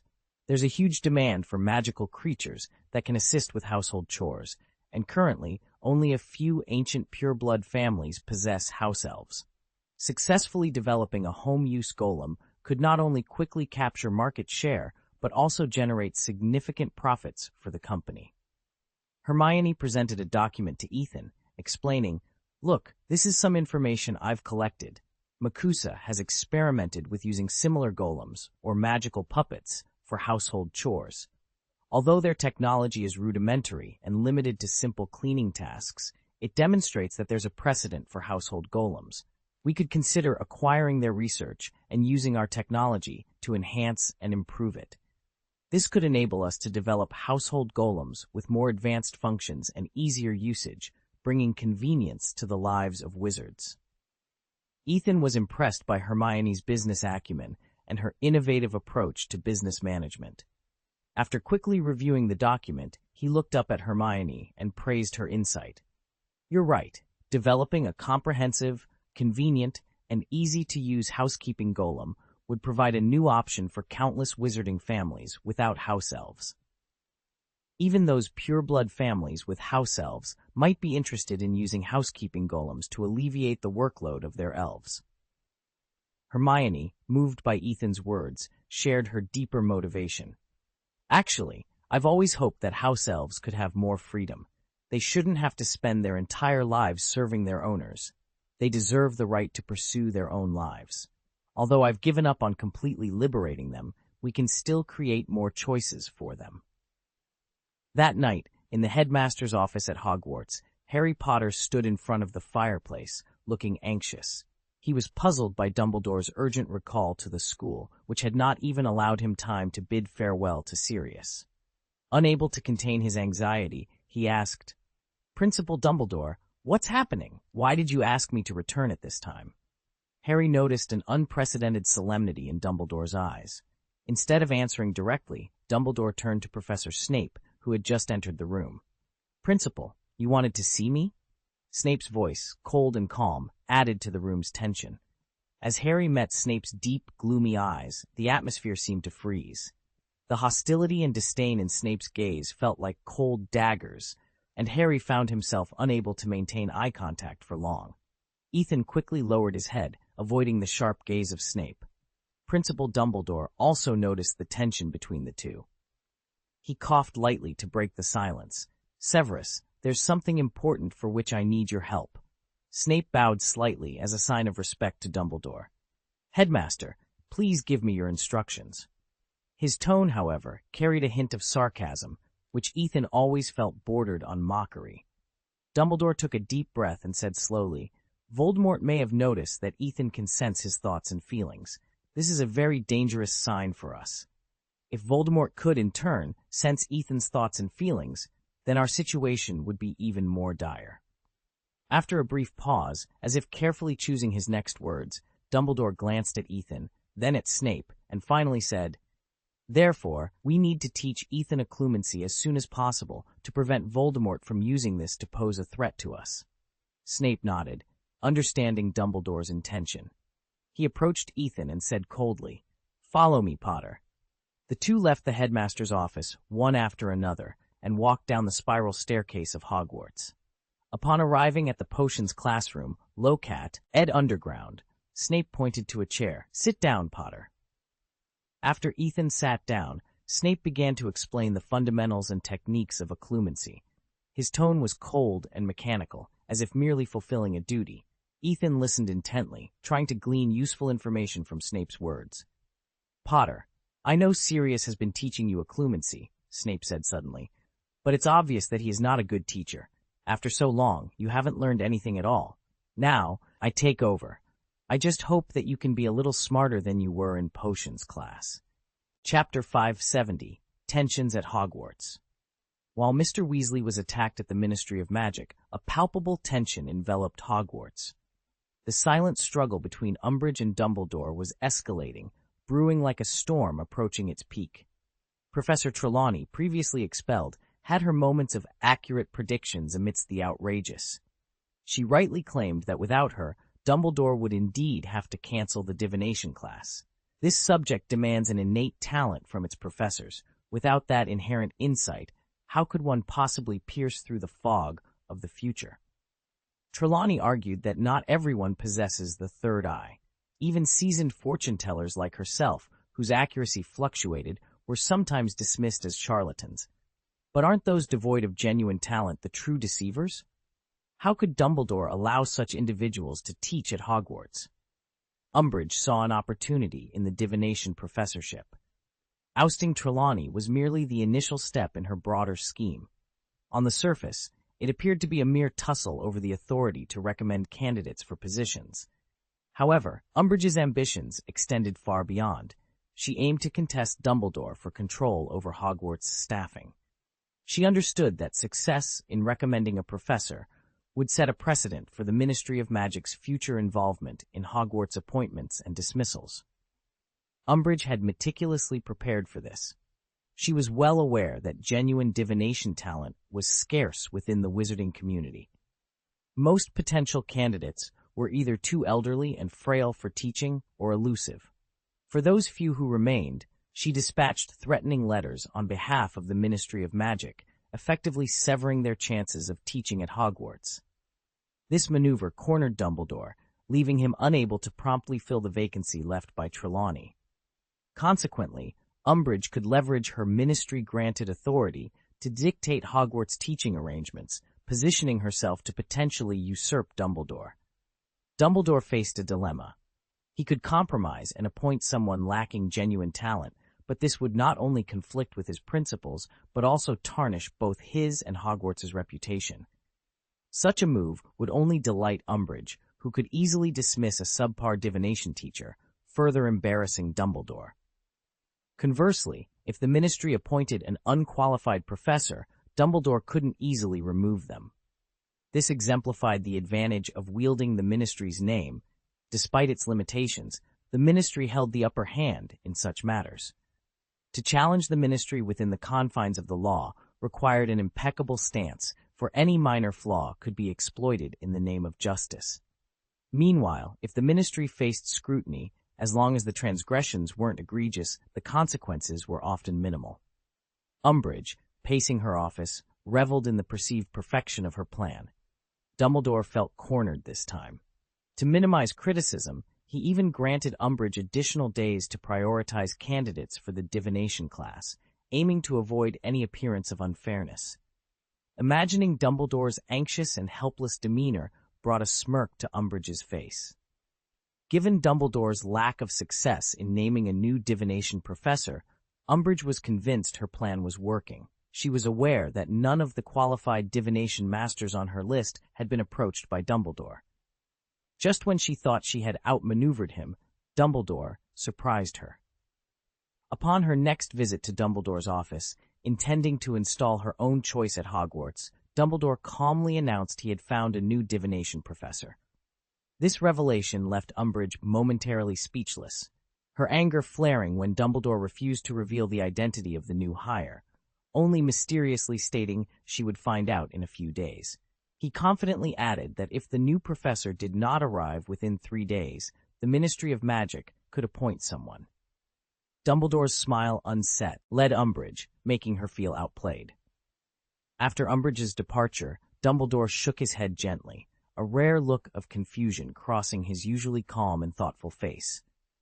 He gazed out the window towards the Forbidden Forest, troubled by recent news from within its depths. In front of Umbridge he had feigned defeat, but internally he acknowledged a grave oversight.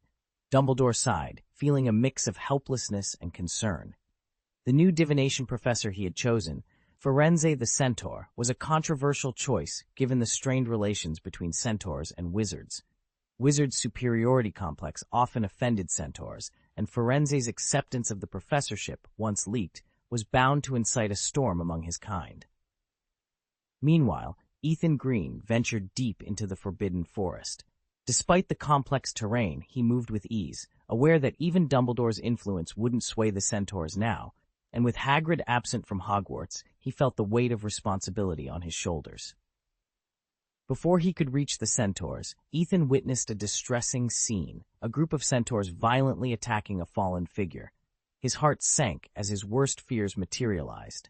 "Stop! What are you doing?" Ethan shouted, rushing into the fray, determined to intervene.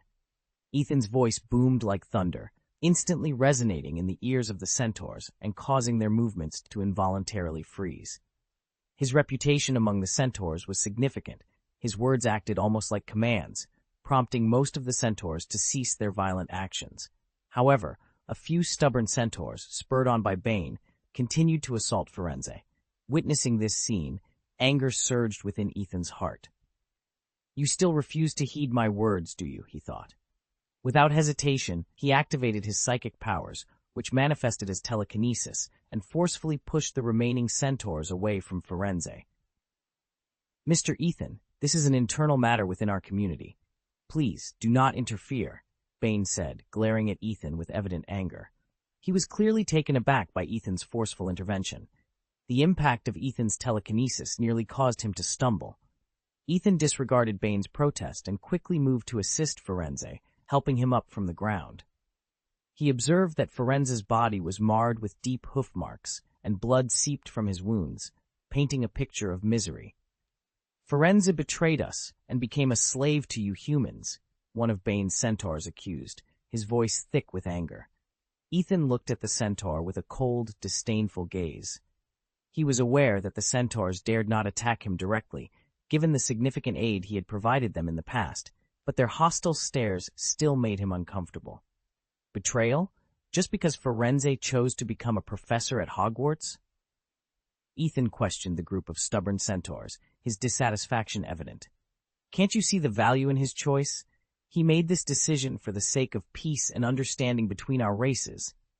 Sorry, Mr. Ethan, but our customs and laws differ from yours, Chief Marjorie interjected, stepping forward from among the onlookers.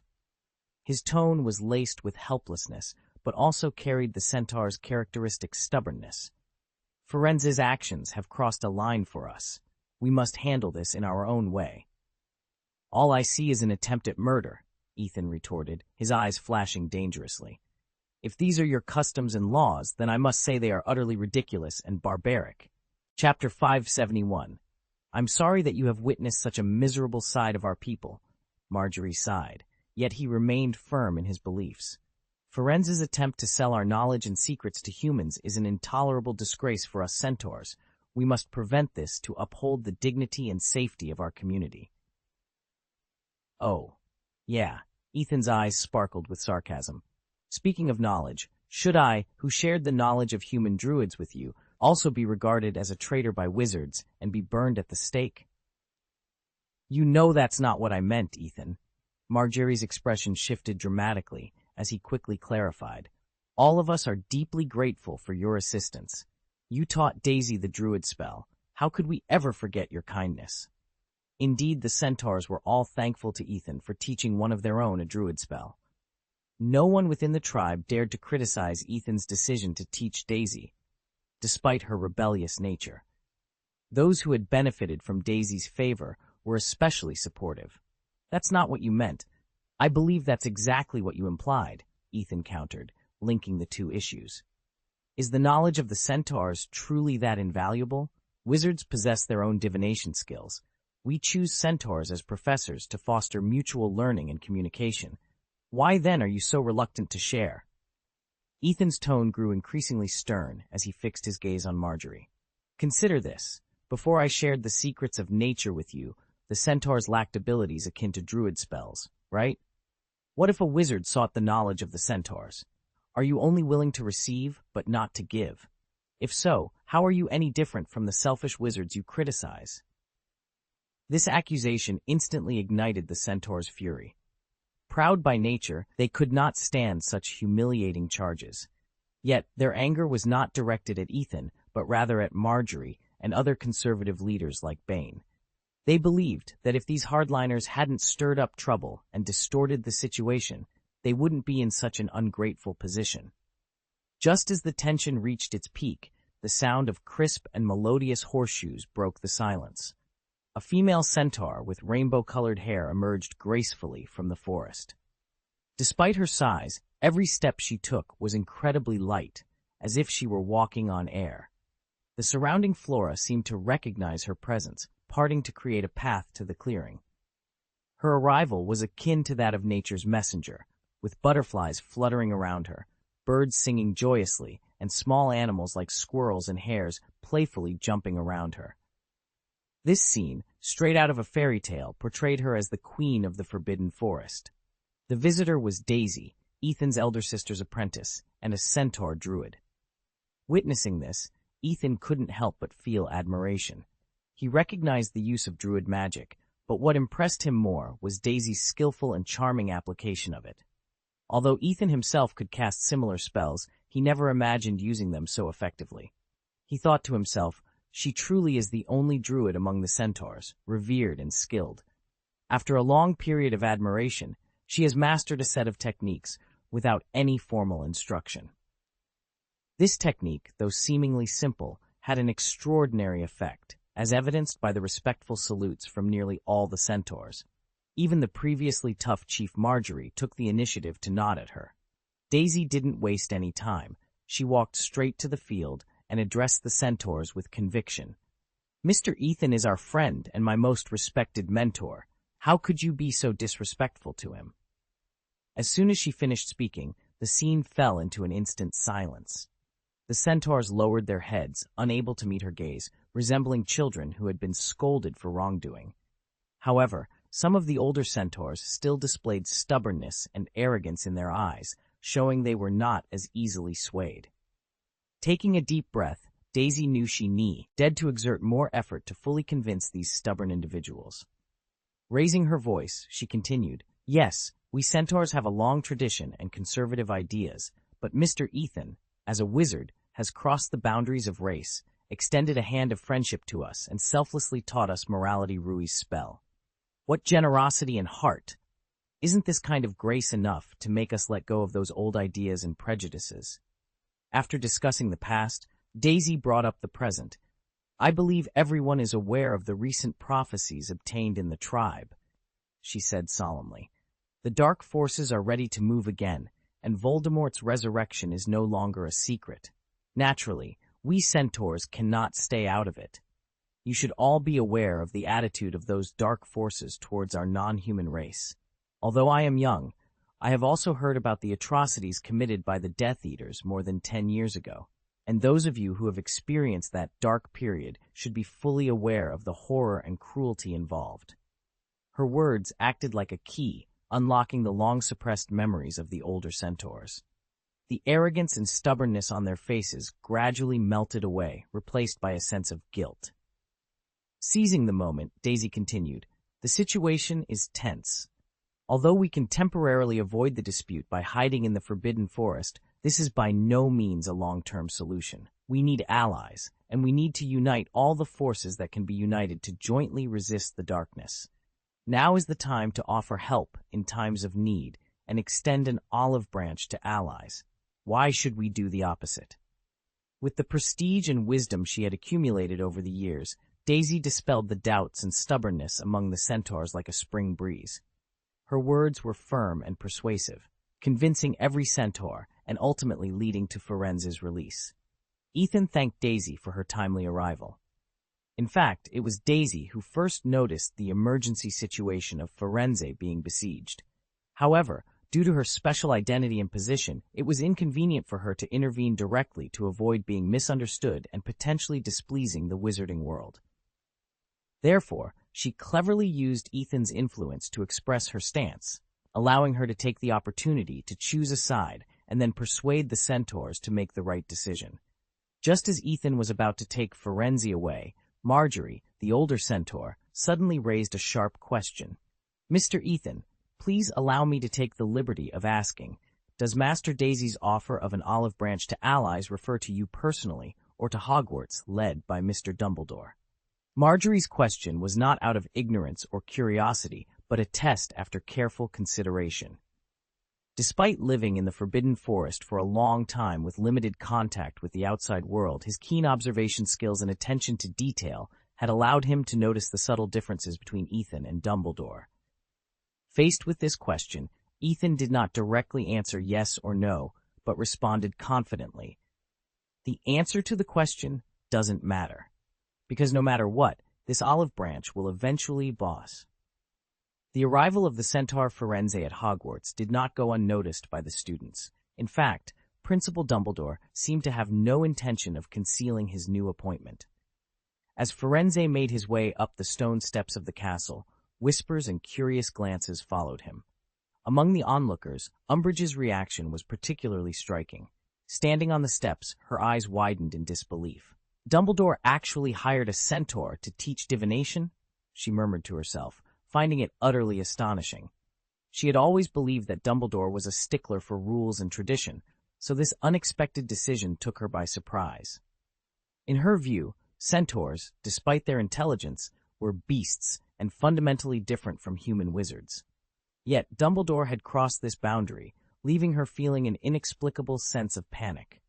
She couldn't help but recall the rare rumors about the centaur's prowess in divination, rumored to surpass that of most wizards. This made it difficult for her to outright question Dumbledore's decision, especially when the evidence was right before her eyes. The news of Firenze's appointment stirred considerable excitement at Hogwarts. Students buzzed with speculation, eager to learn more about the new divination professor. For those unfamiliar with centaurs, Firenze's arrival promised a novel and intriguing experience. They looked forward to the unique perspective he would bring to their divination classes. For Umbridge, however, this development was a disaster. It not only thwarted her plans, but also left her worse off than before. She had hoped to place a new Ministry of Magic professor at Hogwarts to tighten her grip on the school. To her, the new professor's expertise in divination was irrelevant. What mattered was having someone who could act as her ally within Hogwarts. However, Dumbledore's decision had completely derailed her scheme, leaving her feeling utterly powerless. The evolving situation at Hogwarts was becoming increasingly challenging for her to manage, with pranks and unruly students adding to her troubles. She desperately needed new allies to alleviate the pressure, but Dumbledore's choice rendered all her previous efforts futile. Umbridge was consumed by frustration and anger, feeling as though she had been outmaneuvered in the worst possible way. Chapter 572. That afternoon, Umbridge once again locked herself in her office, her emotions boiling over. She shattered everything on her desk, including the crystal ball she had always treasured. She couldn't recall the number of times she had lost her temper since her arrival at Hogwarts. Working here seemed to have worsened her temper, driving her to the brink of madness, step by step, in a school that was beloved by many. There was no escaping it.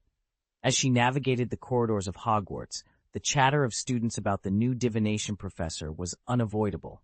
Their whispers, sometimes laced with contemptuous ridicule towards her, and their mimicry of her actions, ignited a burning anger within her. Yet, what she found even more intolerable was the newfound enthusiasm for the divination class. A subject once overlooked at Hogwarts had now become immensely popular among the young witches, all thanks to the new divination professor, Firenze the Centaur. With his long, pale golden hair, deep sea-like eyes emitting a charming blue glow, and a demeanor tinged with melancholy and mystery, his handsome appearance was enough to captivate any young witch. I just saw the news about the divination class resuming on the bulletin board. It's in classroom 11, Ginny announced in the Gryffindor common room, sharing the news she had just discovered. I bet you now find the divination class the most fascinating, right? Parvati Patil asked Hermione with a proud smile. Indeed, Professor Firenze is captivating, and his courses are refreshingly unique, Hermione responded, lifting her gaze from the Daily Prophet with a calmness that belied any particular fascination with Firenze. After all, Hermione spent her days and nights with Ethan, whose curiosity and array of animagus transformations far surpassed Firenze's allure. Even Firenze's centaur mystique couldn't compete. Ethan, capable of transforming into an alicorn, had explored numerous forms, making the idea of a mere centaur transformation seem trivial. However, Hermione harbored concerns about Umbridge's potential actions. Umbridge is not someone to be underestimated, she said slowly, a hint of worry in her voice. Lavender Brown's face drained of color at Hermione's words. You mean Umbridge will still target Professor Firenze? She exclaimed in horror. Hermione closed the Daily Prophet and faced her classmates with determination. I don't know what she might do, but Dumbledore appointing a new teacher without her consultation is a direct challenge to her authority. Umbridge has always aimed to make Hogwarts her own domain, and Professor Firenze's presence will only intensify her desire for control. Parvati clenched her fists, her eyes flashing with anger. No, she's already forced Professor Trelawney out. I won't stand by and watch her drive away my handsome centaur professor. Don't get ahead of yourself. The situation may be more complex than you think, Hermione cautioned, her tone sobering.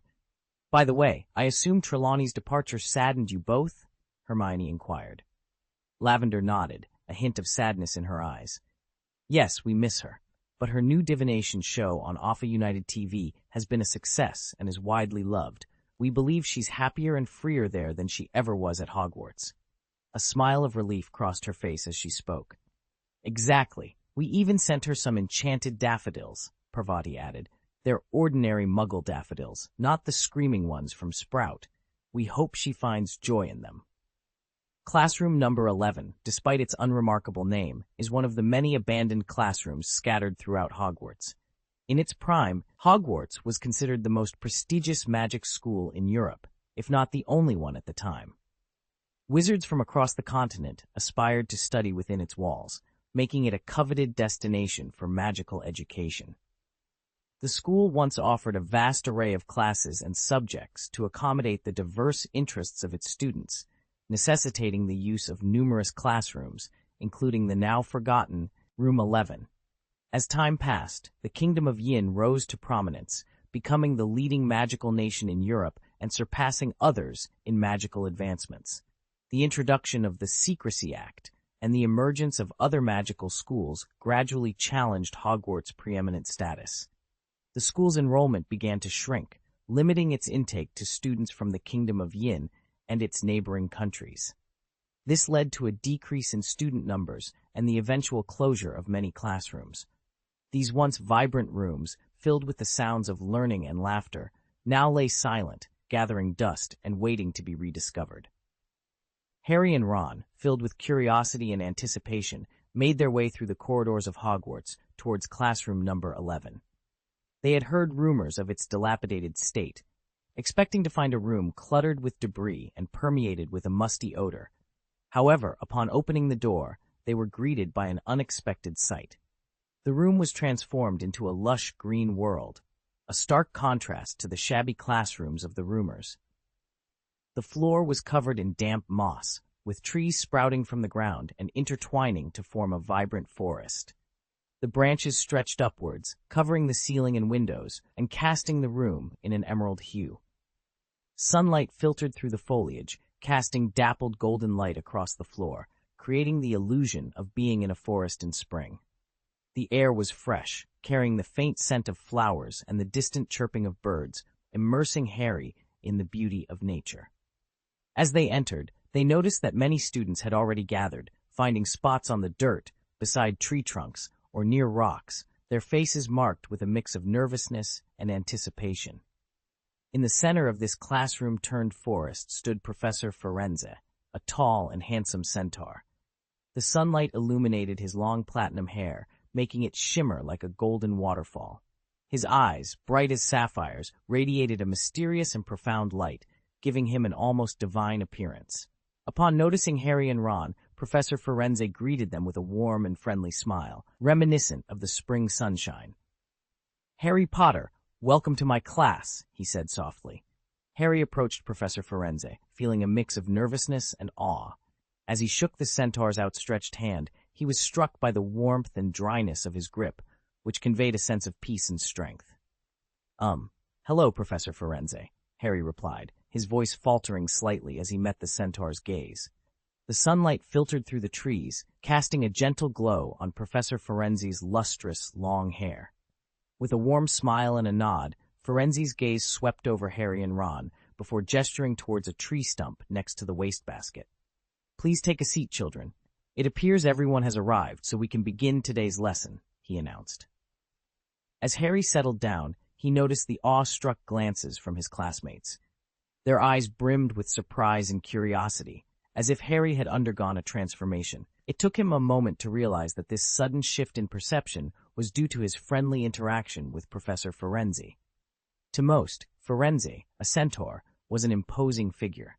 His towering stature, penetrating gaze, and the mystique of centaur identity rendered him somewhat unapproachable, a creature straddling the line between the wild and the civilized in the minds of many young wizards with limited understanding. Yet, Harry discerned a different light in Firenze's eyes, a profound and warm glow of wisdom that only truly sentient beings possess. However, there were exceptions. Parvati and her friends seemed particularly enamored with Professor Firenze. Their gazes were fixed on him, filled with admiration and appreciation. Their cheeks flushed with excitement. They appeared utterly captivated, embodying the stereotype of infatuation. Despite his equine lower half, Firenze's elegance in both appearance and demeanor was undeniable. Handsome and majestic, his noble and enigmatic aura made him the epitome of a fairy tale prince in the eyes of many young girls, a prince charming and a majestic horse combined. Harry even caught a few girls discreetly sketching Firenze, their expressions a mix of longing and joy. Even Harry himself wasn't immune to Firenze's charisma. After shaking hands with the centaur, he felt an unexpected calmness wash over him. It was as if all his anxieties and worries had been alleviated. "Maybe we're in the right place this time," Harry murmured to himself, lifting his gaze to meet Professor Firenze's. A sense of anticipation filled his heart. Chapter 573. First of all, I would like to express my deep gratitude to Headmaster Dumbledore for preparing such a special classroom for me, Professor Firenze said gently after everyone had taken their seats. I would also like to extend my special thanks to Mr. Ethan Green. His kind deeds not only saved me from the pain of separation from my compatriots, but also meticulously arranged this classroom, making me feel as if I had returned to the Forbidden Forest during class. Ferenza's eyes swept across the classroom, and with a slight smile, he continued, "According to my preference, I would teach you in the Forbidden Forest. The natural atmosphere and mystery there always enhance the enjoyment of my courses. Unfortunately, it's still too cold there now, at least for humans." Upon hearing this, excited smiles began to appear on the faces of the students. For members of Gryffindor House and even other houses, venturing into the Forbidden Forest was not unusual. They often visited Hagrid's Care of Magical Creatures class, entered the Forbidden Forest, and sometimes even sneaked away to explore on their own. However, the prospect of being led into the Forbidden Forest by a centaur was an entirely new and thrilling experience. The students eagerly anticipated the warmer weather, hoping to enter the Forbidden Forest with Professor Ferenza as soon as possible. Just when the excitement was at its peak, a timid voice suddenly emerged from the crowd. But my grandma said the Forbidden Forest is very dangerous." Everyone turned towards the source of the sound and saw Neville huddled in the corner, his voice trembling slightly, betraying his deep-rooted fear of the Forbidden Forest. A burst of jeers and whispers filled the classroom, with some students even imitating Neville's tone, causing his face to flush with embarrassment. "It's Neville again," Ron said, covering his face with a hint of frustration. "He's always held back by some of Grandma's old ideas. When will he grow up? What an embarrassment to us Gryffindors." Harry remained silent, his lips pressed tightly together, but his eyes revealed a deep dissatisfaction. The other Gryffindor students also looked at Neville with reproach, further lowering his spirits. In contrast, Ferenza displayed remarkable compassion. "Don't worry, my child," he said as he approached Neville with graceful strides. "We won't venture too deep, and while I'm teaching, my tribe will keep watch over the surrounding forest, ensuring our safety." Neville looked up at Ferenza with wide red eyes, seemingly surprised by the Centaur Professor's gentle reassurance, and found himself at a loss for words. Next to him, Lavender, driven by curiosity, asked, "Are you saying there are more centaurs like you? Did Hagrid raise you, just like the Thestrals he cares for?" Realizing the impoliteness of her question, she immediately covered her mouth in embarrassment and apologized profusely to Ferenza. He slowly turned his head towards Lavender, shook his head slightly, and said, "Centaurs are not slaves or playthings of humans. We are an independent and proud race, living in the forest in harmony with nature." Ferenza seemed to want to elaborate further, but ultimately sighed softly and shook his head. "Let's get started," he said, then waved his white-brown tail a few times, raised his head towards the leaves above, and slowly lowered it again. This action seemed to activate a secret mechanism. The light in the room suddenly softened and dimmed, creating a mysterious and peaceful atmosphere. The students were amazed to find themselves seemingly transported to a forest clearing at dawn, surrounded by the fresh fragrance of grass and trees, enveloped in a tranquil light. The earthy smell enveloped them, as if they were enveloped by nature itself. A rush of air hit their faces, and suddenly, stars appeared on the ceiling, mirroring the real night sky above. This spectacle left Ron unable to contain his astonishment, exclaiming loudly, "Merlin!" His voice echoed through the classroom, a testament to his shock.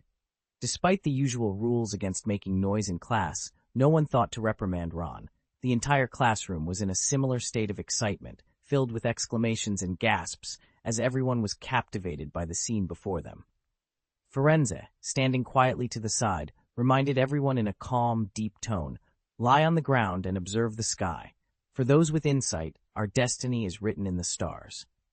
Upon hearing this, the young wizards obediently lay down, their gazes fixed on the celestial display above.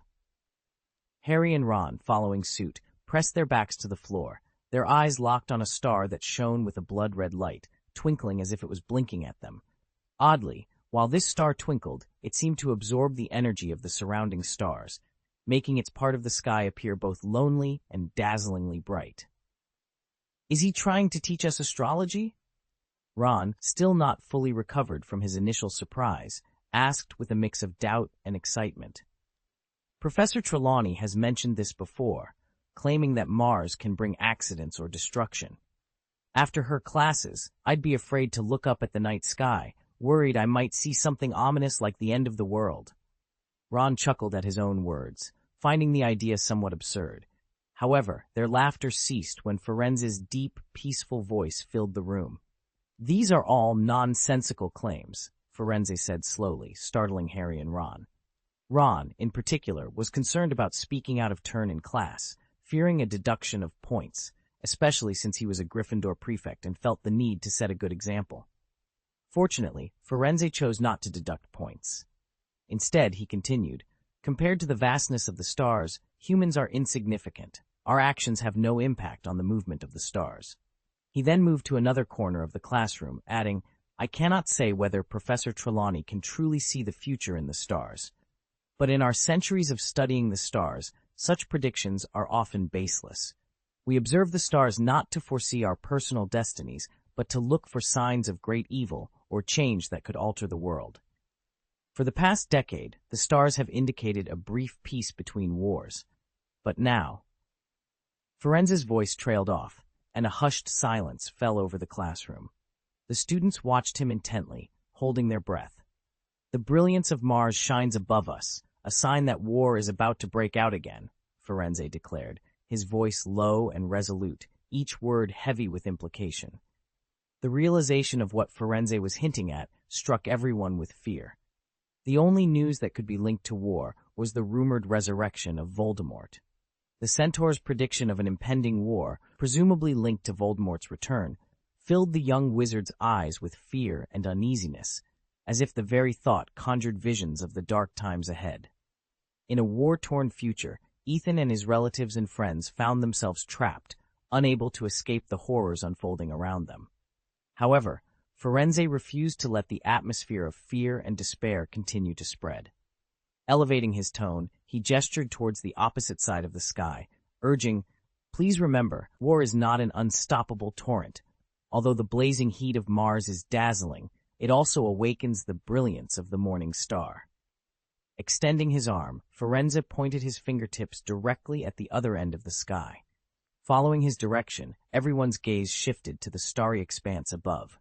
Among the myriad stars, a particularly bright star shone with a soft white light, larger and rounder than the others, resembling a luminous pearl in the night sky. Unlike the dominating presence of Mars, the brightness of the morning star did not overshadow the brilliance of the surrounding stars. Instead, under its glow, the other stars seemed to be encouraged and nourished, their light becoming even more radiant. "The morning star will lead the stars in the sky to jointly resist the threat posed by Mars. Fire," Enzi declared with conviction. "It's a tough fight because the morning star isn't bright enough to completely overshadow Mars right now. But remember, this is only temporary. The morning star, unlike the greed and domineering nature of Mars, allows other stars to shine in their own light and even shares its own light with them. Under the illumination of this starry sky, Mars's arrogance will finally be defeated." As Firenze's words concluded, the sea of stars on the ceiling, led by the morning star, suddenly burst forth with an even more dazzling light. Their light resonated, forming a broader and brighter beam, collectively challenging Mars. Under the impact of this powerful light, the red glow of Mars gradually dimmed and was eventually completely engulfed by the sea of stars. Chapter 574. As the students were engrossed in Firenze's captivating lecture and the enigmatic allure of the starry sky, the sudden peal of the bell resonated through the classroom, shattering the tranquil atmosphere. Roused as if from a dream, the students slowly stood up and formed a line, making their way toward the door. Unlike their usual departure, their faces were not adorned with cheerful smiles, but were marked by a touch of perplexity. Firenze had unveiled a plethora of information, leaving them to ponder the ominous symbolism of Mars, undoubtedly representing the Dark Lord Voldemort, whose malevolent shadow loomed over the wizarding world once more. Yet, the identity of Daystar, the bright star leading the charge against Mars, remained a mystery. Could it be Dumbledore, the esteemed white wizard and protector of the wizarding realm? Or perhaps the Ministry of Magic, a cornerstone of order and peace in the magical community? However, recent actions by both parties had somewhat tarnished their images as potential embodiments of Daystar. Amidst the quiet corridor, a bold statement from a young Gryffindor witch broke the silence. "The Morning Star is, of course, Ethan Green." Her voice, unexpectedly loud, drew all eyes to her, making her the center of attention. Despite the nervousness of being scrutinized by so many, she stood her ground, asserting, "I can't think of anyone other than Ethan Green who deserves the title of Morning Star." Over the past few years, the Erudite Society has enriched us with invaluable knowledge and resources. Ethan has not only taught us numerous unique magical skills and bolstered our strength, but also opened up various avenues for us to prosper. He is like a morning star, illuminating our path forward. Her declaration was met with a disdainful snort from another boy, who countered, "No, we all know that Harry is the real savior. He defeated the mysterious man when he was just a baby." This remark set off a flurry of whispers and glares, particularly from the witch who had spoken first, her eyes blazing with indignation as if trying to pin the boy in place with her gaze. Undeterred by the mounting tension, the boy escalated his provocation. "Ethan Green may have impressive grades, but he and Umbridge are cut from the same cloth, mere lackeys of the Ministry of Magic. How else do you explain the privileges granted to the Erudite Society?" He then turned his scorn towards the witch. "And you, blinded by superficiality, flock to him just because of his looks, like sycophants, oblivious to their indifference towards you." His words incited a wave of outrage. To the members of the Erudite Society, their privileges were hard-won through Ethan and Jaina's strenuous political efforts with Fudge. Labeling Ethan as Fudge's lackey was a grave insult. The witch, a fervent admirer of Ethan, was particularly incensed by the derogatory term dog licker. Tempers flared, and wands were drawn, ready to teach the insolent boy a lesson. Realizing the gravity of his situation, the boy's bravado faltered, and he hastily retreated, muttering about Ethan Green's lackeys, his hasty exit eliciting laughter from the crowd. Among the onlookers, Harry and Ron wore expressions of discomfort, especially Ron, who immediately recognized the first speaker as a member of the Erudite Society. The badge she wore, a symbol of knowledge and wisdom, was a conspicuous emblem of the society, highlighting the divide between different factions within Hogwarts.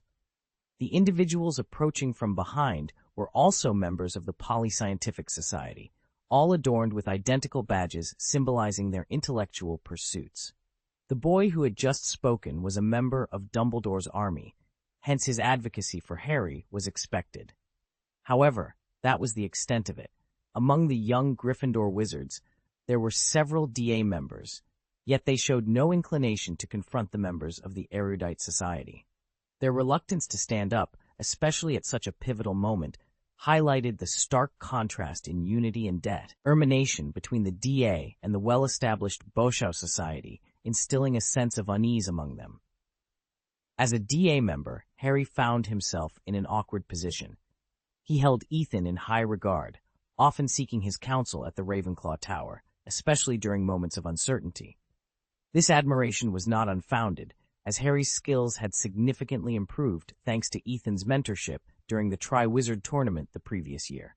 The comparison drawn by the boy placed Harry in an uncomfortable spotlight, making him question the necessity of being pitted against Ethan. "Why should I be Ethan's enemy?"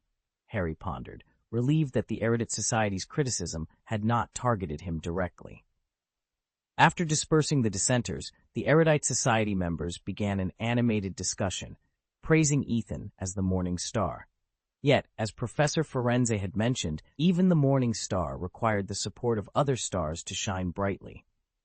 A Gryffindor witch stood up, her eyes alight with determination and her voice filled with passion. "Let's rally together. As stars that accompany the Morning Star, it's our duty to shine brightly. This is our way of showing gratitude to Ethan and the Society for their efforts, to save this world and to fulfill our own destinies." Her speech was met with a burst of enthusiastic applause and cheers. The reason behind Firenze's association of Ethan with the Morning Star remained a mystery, as did the Centaur's apparent support for him. However, Ethan's popularity soared following Firenze's prophecy, making him the most celebrated figure in the ongoing rivalry among the divination class professors. Meanwhile, Umbridge, undeterred by the setback in appointing a new divination professor, plotted her next move in the shadows, determined to reverse her declining influence. The atmosphere in Umbridge's office at Hogwarts was peculiar.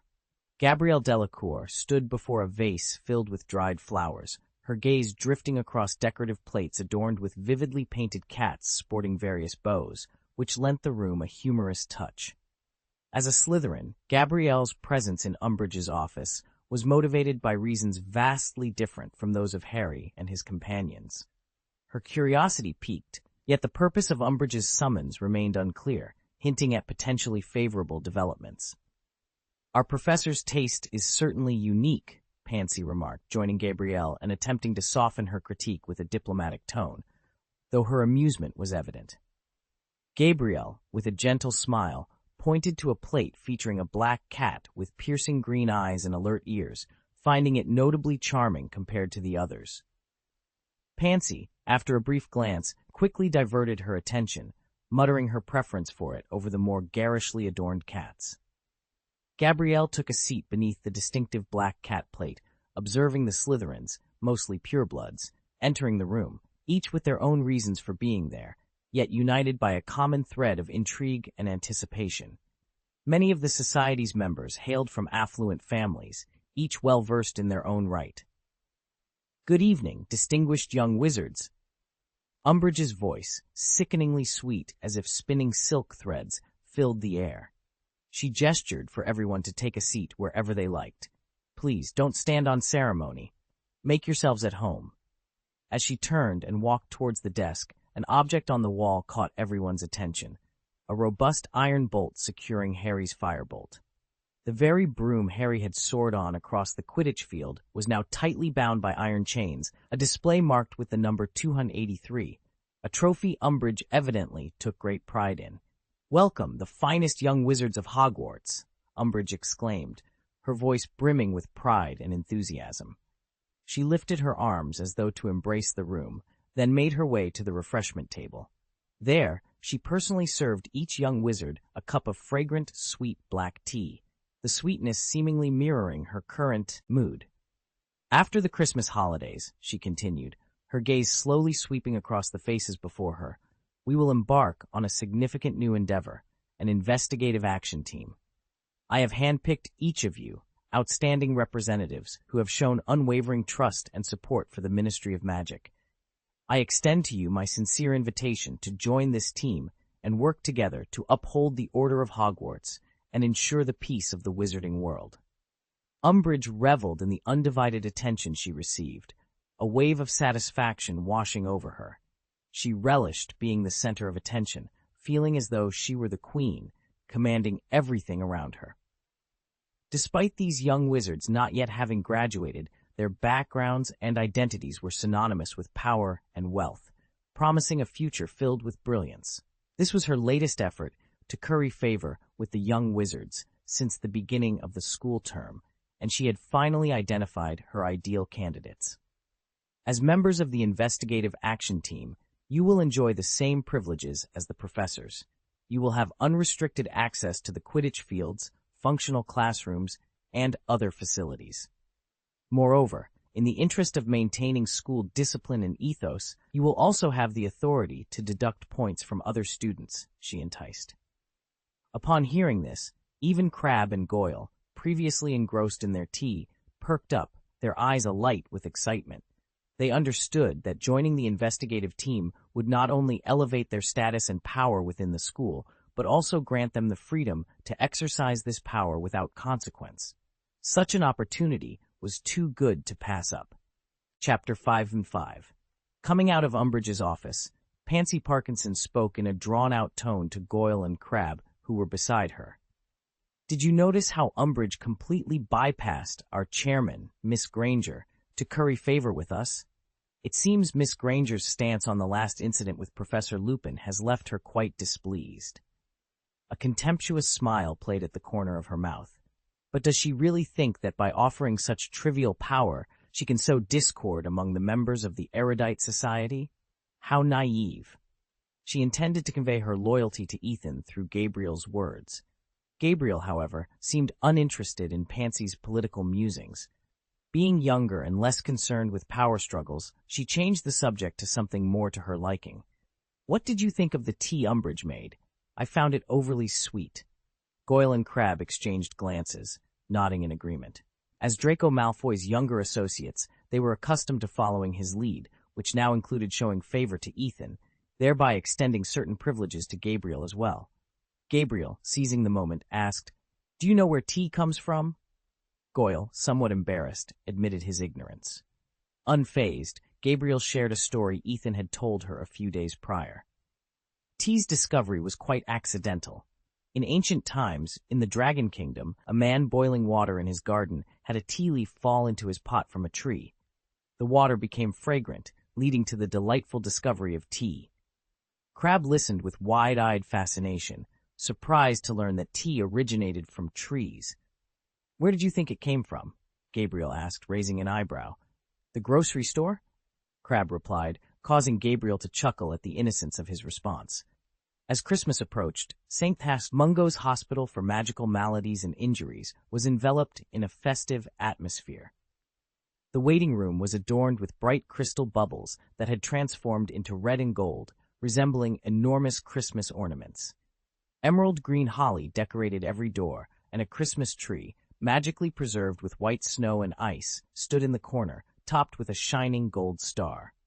Harry and Ron, having just finished their duties in the hospital, were waiting for the elevator, feeling relieved that Mr. Weasley's condition had stabilized.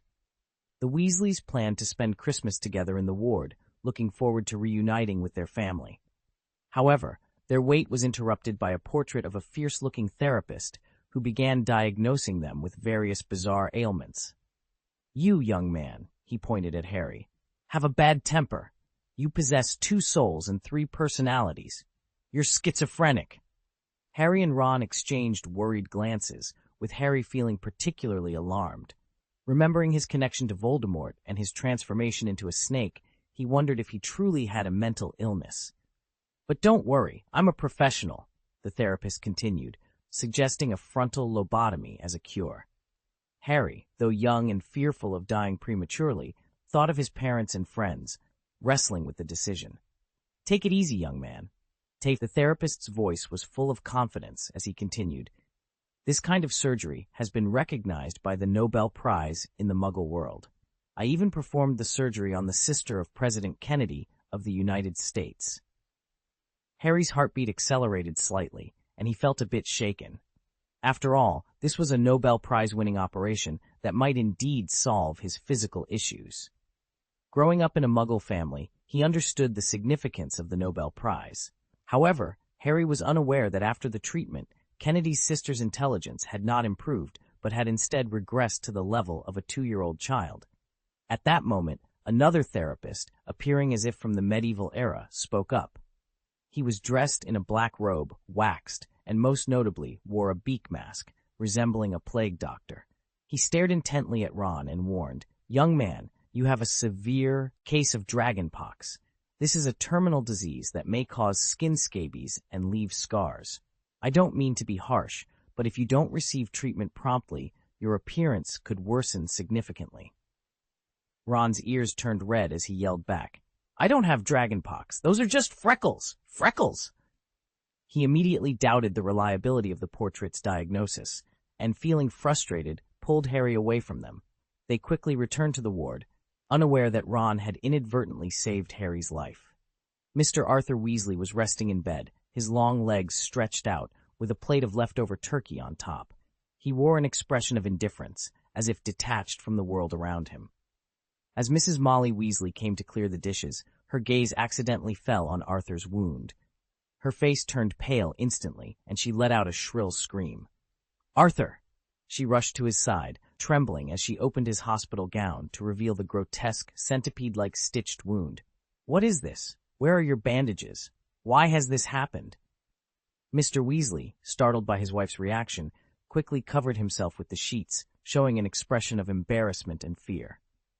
Don't be angry, Molly," he stammered. "It's just... Augustus Pye told me about this treatment called sutures.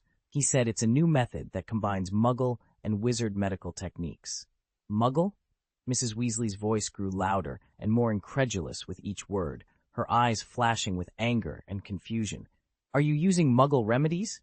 How could you be so foolish, Arthur? Molly, honey, listen to me, Mr. Weasley pleaded. This isn't a reckless attempt. Pi and I wanted to give St. Mungo's new treatment a chance.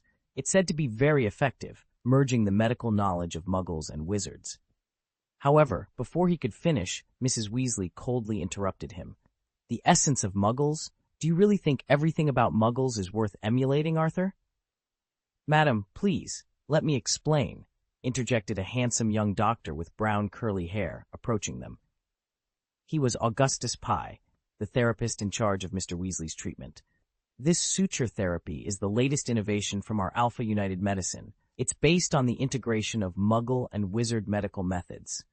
The treatment's advantage is that the sutures naturally disappear once the wound heals, eliminating the need for further surgery. Moreover, it's significantly more effective than traditional methods in treating snake venom wounds. Molly was taken aback, realizing that this was an initiative under Ethan's command. The young doctor's explanation seemed to soothe Mrs. Weasley's concerns about her husband's injuries. She remained silent, her earlier doubts seemingly cleared away by his words.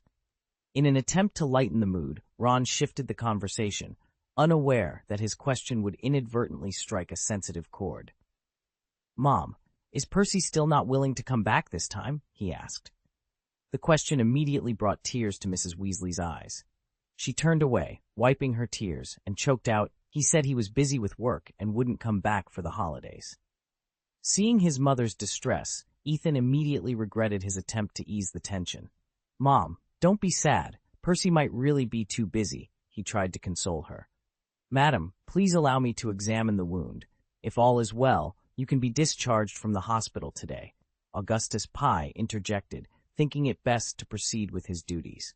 After a thorough examination, he confirmed that Arthur Weasley's wound had healed nicely, and he was cleared for discharge. Fred and George carefully helped their father off the hospital bed, while Mrs. Weasley hurriedly gathered their belongings, eager to leave the potion-laden air of the hospital behind. As they made their way downstairs, they encountered a witch with a peculiar affliction. A walnut lodged in her left nostril, giving her a comical yet uncomfortable appearance. St. Mungo's hospital is truly a bizarre place, George remarked, unable to resist a joke. Just a few days ago, we saw a woman with hair covering her face and a man with a sallow complexion who wouldn't stop talking to himself. Ginny listened to the twins' descriptions, feeling a mix of amusement and fear. She had seen many strange patients during her visits to the hospital, encountering illnesses she had never heard of before.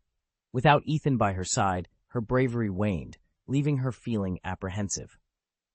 Oh, by the way, Mom, George suddenly remembered, we also saw Neville Longbottom and his grandma here.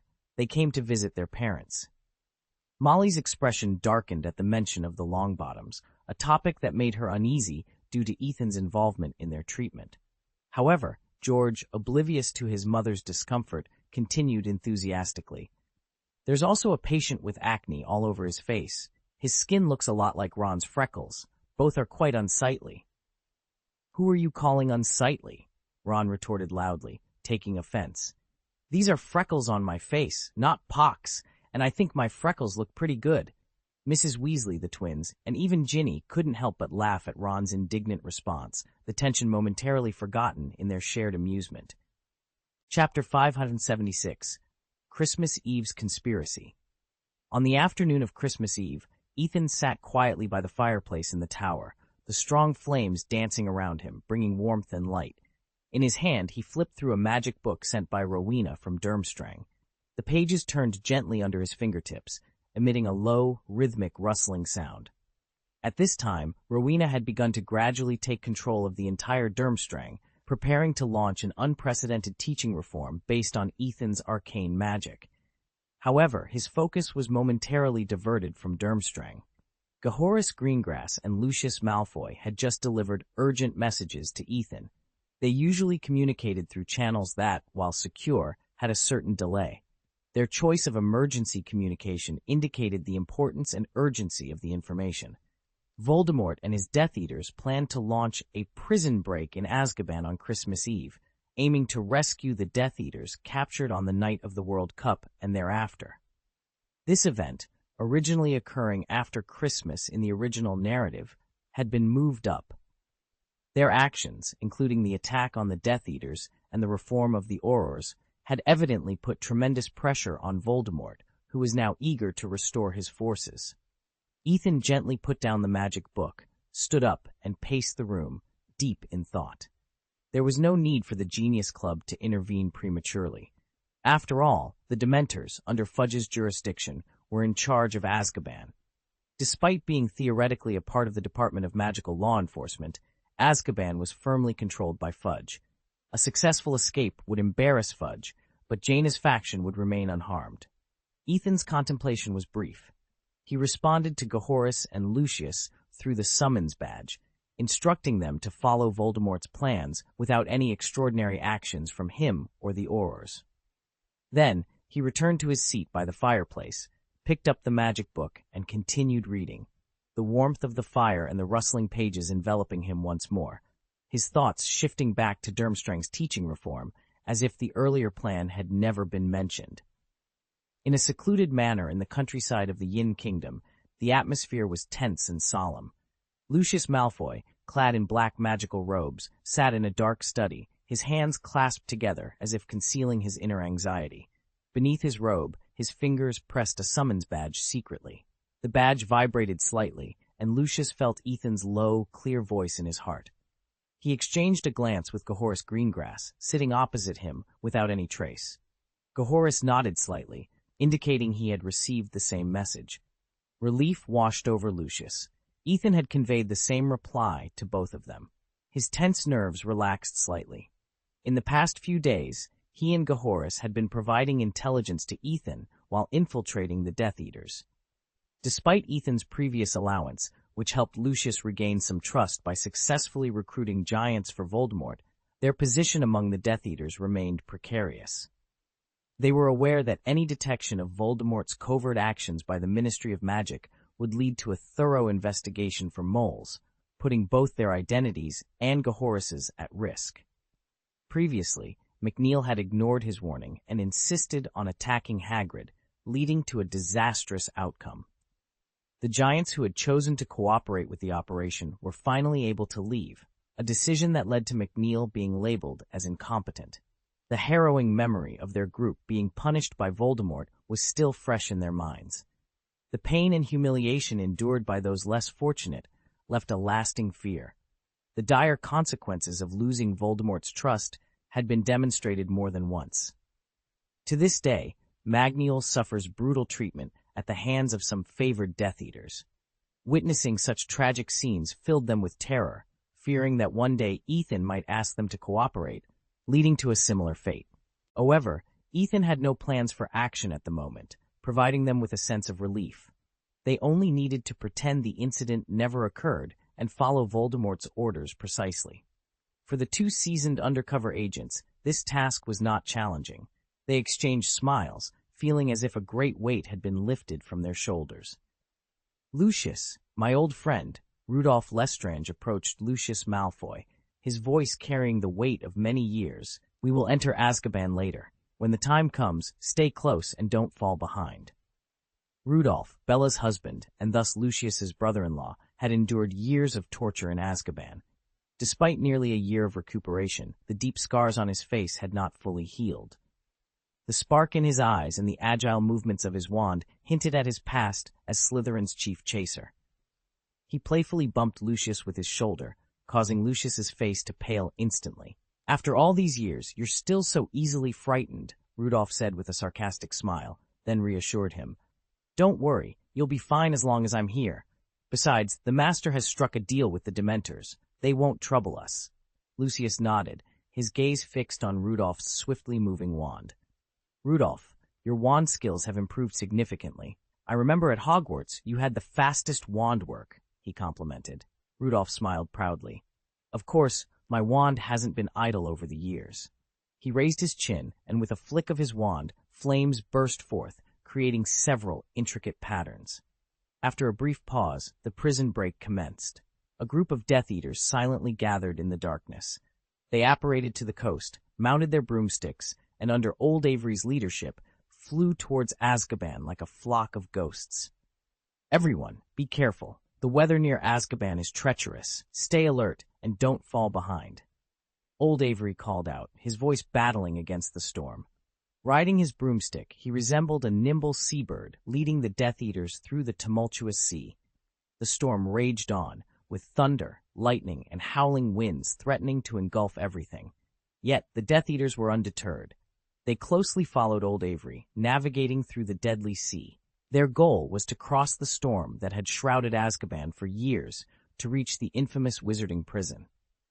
Azkaban's location was a closely guarded secret by the Ministry of Magic, making it seem like an unreachable legend to ordinary wizards.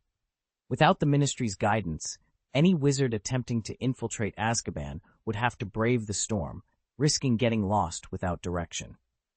However, for the Death Eaters, who had already begun their infiltration, the Ministry of Magic, with its extensive intelligence network and methods, can easily pinpoint the exact location of Azkaban. Among them, Old Avery, a guard at Azkaban, possesses unparalleled knowledge of the prison. His expertise is precisely why he was chosen to lead this daring prison break. "Damn this storm! How much longer until we reach Azkaban?" Grillo shouted, his voice laced with fear. A powerful gust had nearly hurled him into the churning sea below, leaving him visibly shaken. Lucius, gripping his broom tightly, offered no reply. He was well aware that any words would be futile amidst the tempest. Survival and perseverance were his only concerns, fearing the storm might claim him next. The other Death Eaters flew with unwavering focus, maintaining silence as they followed Old Avery's lead. After battling through relentless winds and torrential rains, the sight of the island at the storm's heart brought them a collective sense of relief. Smiles of anticipation broke through their grim expressions. They knew that with their arrival at Azkaban, their mission was already halfway to success. Chapter 577. "Listen up, everyone," Old Avery announced, pressing his wand tightly against his throat. He cast a spell to amplify his voice, striving to make it audible over the relentless rain to every Death Eater present. "Our mission is to infiltrate Azkaban prison, where many of our comrades are detained in the depths, and—" Before he could continue, a drenched Death Eater interjected. "Why not have the Dementors release them? Wouldn't that be simpler?" Old Avery frowned at the interruption, but before he could respond, Malfoy took the liberty to explain. "The Dementors are essential to remain in Azkaban. They are a crucial part of our strategy. Until the Dark Lord makes his return official, any premature rebellion would only alert and alarm the magical community, which would be detrimental to our plans. In essence, the Dementors must continue their role here." Lucius Malfoy managed to say this while battling the storm to keep his broomstick steady. However, he seemed oblivious to the irony in his words. With Voldemort's presence, the notion of fearing panic and vigilance in the magical world was laughable. Decades ago, they thrived on instilling fear, desiring nothing more than to manipulate the magical world at will. "Your jokes are amusing," Garrigos remarked sarcastically. Yet, Lucius overlooked a critical point. A mass breakout from Azkaban would inevitably cause panic and vigilance in the magical world, unless Fudge was utterly oblivious. At that moment, Avery's voice cut through again. "Attention, they're approaching." As predicted, a vast swarm of Dementors emerged from Azkaban, moving like a dark tide, their shadows gliding towards the Death Eaters. The Death Eaters drew their wands, ready for combat. Despite knowing the Dementors had allied with their mysterious leader, the sight of so many approaching still evoked fear and anxiety. However, the Dementors didn't attack. Instead, they circled the Death Eaters silently. Witnessing this, the Death Eaters sighed in relief and holstered their wands, aware that should anything go awry, they would need to apparate to safety. Facing such a multitude of Dementors, even dark wizards stood no chance. "We are here to liberate our comrades," Old Avery declared from atop his broomstick, addressing the dense mass of Dementors.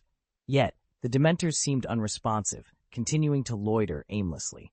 Realizing the need for a more direct approach, Avery took a deep breath and shouted, "The Dark Lord values your loyalty and promises that upon his return, you will enjoy greater freedom.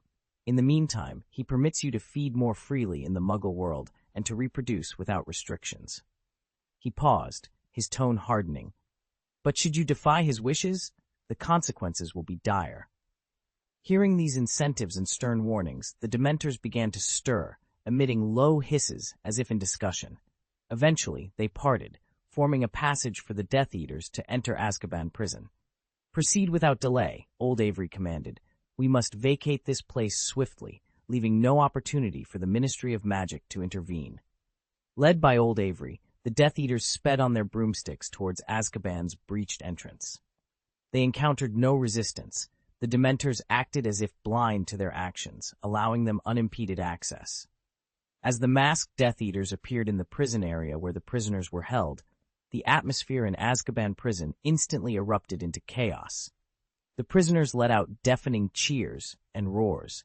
The sound of countless chains clanking echoed through the cells, as if celebrating the prospect of impending freedom. However, the Death Eaters paid no heed to the cacophony.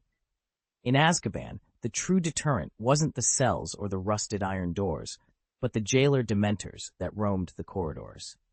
Their presence posed a more formidable barrier than any physical lock or chain. Thus, when the Death Eaters neutralized the Dementors, the prison break became significantly less challenging.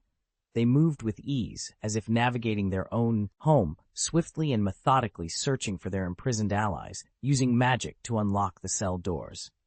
As the locks clicked open, the imprisoned Death Eaters emerged one by one, their faces alight with joy and excitement. Bellatrix Lestrange, in particular, couldn't contain her laughter, reveling in the liberation of her comrades. The long period of hiding and suppressing their true nature for fear of Dumbledore and the new Aurors had been a trying time for them. For Bellatrix, a person of wild and untamed spirit, these days of restraint were particularly grueling. Now she felt the exhilarating thrill of being a Death Eater once again. However, her boisterous laughter drew the ire of Lucius Malfoy. "Bella, that's enough. Put on your mask. We haven't left this place yet," he chided, his voice laced with urgency. "Aurors from the Ministry of Magic may arrive at any moment. Do you wish to be recaptured?" Bellatrix seemed indifferent to Lucius's warning, continuing to survey their surroundings with a proud and triumphant gaze.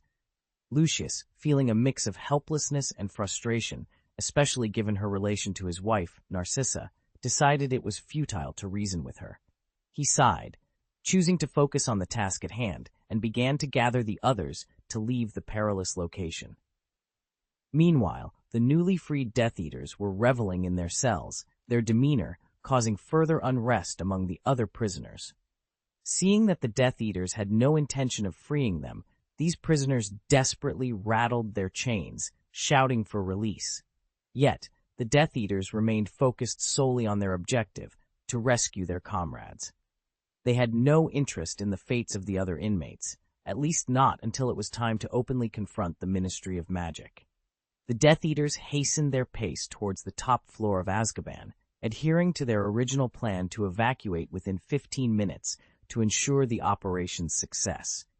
However, the jailbreak had taken longer than anticipated, stirring anxiety among them. They feared the sudden arrival of Auror forces or encountering formidable foes like Ethan or Cyrilla, whose previous confrontations had left a lasting impression. Their cautiousness was not without reason. The memory of the first World Cup night and the subsequent havoc wreaked by Cyrilla and Ethan was vivid in their minds.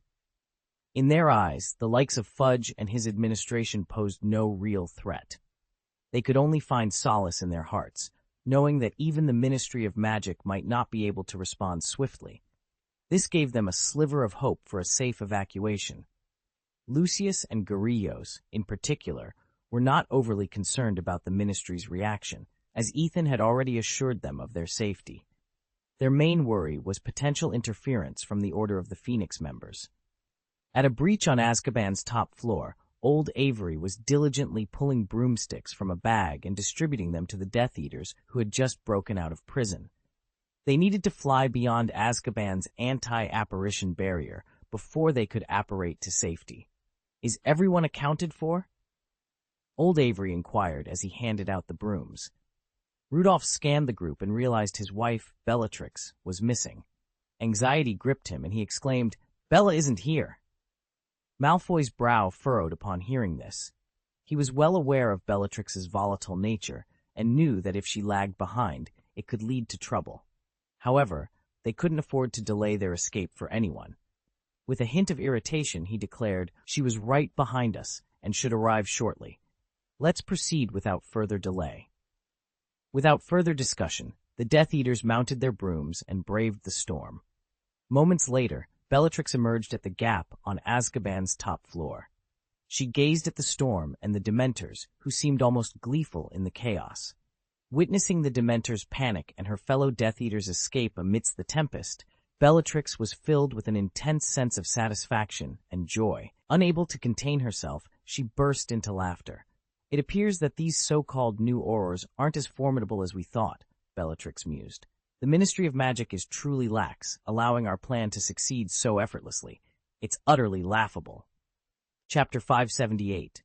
The night was dark, and the ancient Hogwarts castle stood solemn and mysterious under the moonlight. Harry had just returned to the common room, wand in hand, looking visibly fatigued. As he gently pushed open the dormitory door and stepped inside, a sharp pain suddenly split his head like lightning. "Ah!" Harry screamed, clutching his head tightly with both hands. The world around him seemed to shatter in an instant. He couldn't tell if he was standing or lying down, and even his own name seemed to blur. Amidst this chaos, a burst of maniacal laughter echoed in his ears, as if emanating from a distant hell. The sound was eerily familiar and deeply unsettling. Harry felt as though he was being dragged by this laughter into an endless dark vortex. For the first time in a long while, he experienced a sense of elation, ecstasy. These emotions flashed through his mind like fleeting thoughts. Something momentous had happened, a thought so overpowering that it made Harry's breathing rapid and shallow. Lying on the ground, Harry stared at the plaster reliefs on the ceiling, which seemed to mock his vulnerability. The scar on his forehead throbbed painfully, a constant reminder of those unbearable memories. Meanwhile, in the master bedroom of the tower, Ethan sat quietly by the bed, his gaze inadvertently falling on Luna next to him. She was absorbed in playing with a mistletoe, its green leaves swaying gently on her fingertips as if searching for oyster hooks within. Ethan's throat felt inexplicably itchy as he tried hard not to focus on Luna's pale pink lips, which, though petalless, captivated him like magic. Finally, Ethan couldn't resist asking, "Luna, what gift do you want for Christmas?" No sooner had he spoken than he regretted it. Luna's light silver eyes lifted slightly to meet his, filled with an emotion he couldn't decipher, mingled with expectation and a hint of confusion. Since completing her first Defense Against the Dark Arts intensive course, Luna had been acting strangely. She became reserved and seemed dispirited all day, often stealing glances at him. Ethan realized that his flirtatious behavior with several girls that day had likely hurt Luna, an innocent soul. Thus, he decided to probe her reaction. However, Luna's response was more profound than he anticipated. Her voice, ethereal as a song, said, "I'll stay here tonight." What? Ethan was taken aback by her request. Did she understand the implications? Yet seeing Luna's earnest eyes and her innocent demeanor, he felt an overwhelming urge not to refuse her. Taking a deep breath, he nodded in agreement. Luna had explicitly made the request, leaving Ethan no room for evasion. He rationalized that since Luna had been with him for a while and affectionately called him boyfriend, and now that she had reached the legal age, it was time to honor her wishes. As for Chu Zhang, Hermione, and Cyrilla, Luna, reading his thoughts, softly said, "Ethan, there's no need for Chu Zhang and Hermione to know." Luna's insightful gaze made Ethan realize that ordinary occlumency was no match for her. Her psychic abilities were indeed formidable, capable of seeing through him unless he deliberately concealed his thoughts. For the first time, Ethan saw Luna express such anticipation, which made him feel a pang of guilt. His insatiable desires seemed to have burdened the innocent girl too much. Perhaps sensing his emotional turmoil, her eyes softened as she looked at Ethan, smiled, and said softly, "You don't understand anything, Ethan Green." As she spoke, she turned her head to glance at the mistletoe in her hand before leaning over. Ethan only felt his lips soften as Luna pinched his lips, which had been tight with guilt. He was stunned, and for a moment, he didn't react. When he finally did, he reached out to grab her shoulders. Luna was trembling slightly in his arms, having waited a long time for this moment. Seeing her vulnerable expression, Ethan felt a warmth in his heart. With ease and familiarity, he removed her barriers, leaving only a tender figure nestled in his arms. The next morning, sunlight streamed through the bedroom window. Luna and Ethan had just finished their morning exercise. Luna panted lightly, looking as if she had been through a life-and-death struggle, lying lazily in Ethan's arms. Her physical strength had not fully recovered, and the strenuous exercise had been a bit too much for her. Ethan looked at her flushed face with concern and asked, "How do you feel? Do you want to rest for a while?" Luna nodded slightly and then said, "Let's not go back." "What?" Ethan, who was about to make her a cup of milk tea to replenish her strength, was startled by her words. Luna's words often puzzled him, and this was not the first time he had struggled to understand her. Luna tried to sit up slightly and took a sip of the milk tea Ethan offered. The sweetness of the milk tea spread in her mouth, bringing a satisfied smile to her face. Then she continued, "Ethan, I think we should stay in this bedroom for the rest of the semester." Ethan placed the teacup on the bedside table, looked into her serious eyes, and shook his head, amused. "What are you talking about? Even if you get the privilege of being exempt from schoolwork, we can't stay here every day. At least at the end of the semester, we have to go back and take the exams. I have to do my OWL's exam this year, and you need to go back to class." "No," Luna said firmly. I want to stay in this bedroom for the rest of the semester." Ethan was stunned by her declaration. After several seconds, he understood her playful intent. He couldn't help but laugh softly and shook his head. "You wouldn't last 3 days, let alone a semester. When the time comes, don't cry and beg to go back." Luna seemed to acknowledge her whimsical idea and nodded silently. Then, she sat up calmly and gently lifted the quilt. Her underwear and coat flew to her body as if animated, making her appear slightly bulky. She tidied her clothes, and her long golden hair flowed down like a waterfall, shining with a charming luster. Ethan watched her, feeling an inexplicable emotion surge within him. "Ethan, thank you for your gift," Luna said softly, her voice still trembling slightly. "My dad wrote a lot of letters, hoping I could spend Christmas with him. So, I will go back after the Christmas dinner today, and I won't be able to stay at your house tonight." After she spoke, Luna gently brushed her long golden hair, which shone charmingly in the sunlight, captivating Ethan's attention. Hearing her words, Ethan felt a pang of reluctance, but would not go against her wishes. On Christmas Day, Ethan's tower was fully decorated. The newly laid furry carpet was covered with magical objects, and the snowflakes mank. The ground, which refuses to melt, feels soft underfoot, as if the entirety of winter has been distilled into this small world. A towering Christmas tree dominates the center of the hall, adorned with gift boxes of all sizes. Each package is wrapped beautifully, with colorful ribbons fluttering in the air. Beneath the tree lie heaps of hard-drawn fireworks and loud Bogart firecrackers, alongside various magical fireworks, all awaiting their moment of ignition. Fleur and Gabrielle are in the living room, busily setting up the firecrackers, their laughter permeating the room. From Ethan's perspective, it seemed more like Gabrielle was persuading her sister Fleur to join in the fun. Whenever the firecrackers were lit, they would explode with a deafening noise, sending stars of various colors dancing around the room, eventually enveloping everyone in puffs of colorful smoke. Tonks had to leave the party early to spend the holidays with her parents, but she made sure to leave behind the warmth of the festival for everyone. She had personally knitted a Christmas sweater for each person, infusing them with the cozy essence of home. Zhangqiu and Pinello, with the help of Oriana and Gwen, prepared a feast that covered the dining table with delicacies: squirrel fish, braised pork with pickled vegetables, Sentmas roast goose, creamy mashed potatoes, and German roast pork knuckle, among others. Zhangqiu even creatively incorporated traditional New Year dishes into the Christmas banquet, presenting an array of mouth-watering meat and fish dishes. However, the dinner was so lavish that everyone struggled to finish it. By the end of the meal, only a few dishes were left on the table. The girls still tried to make room for dessert, daring to risk gaining weight before indulging in a slice of Jiangchu's specially prepared apple pie. The sweet flavor was irresistible. Among the girls, Cyrilla had the best appetite. As someone who practices martial arts and swordsmanship daily, she was never afraid of eating too much. After enjoying the apple pie, she reached for a red Christmas pudding. However, upon taking her first bite, she discovered a gold galleon wrapped inside her piece of pudding.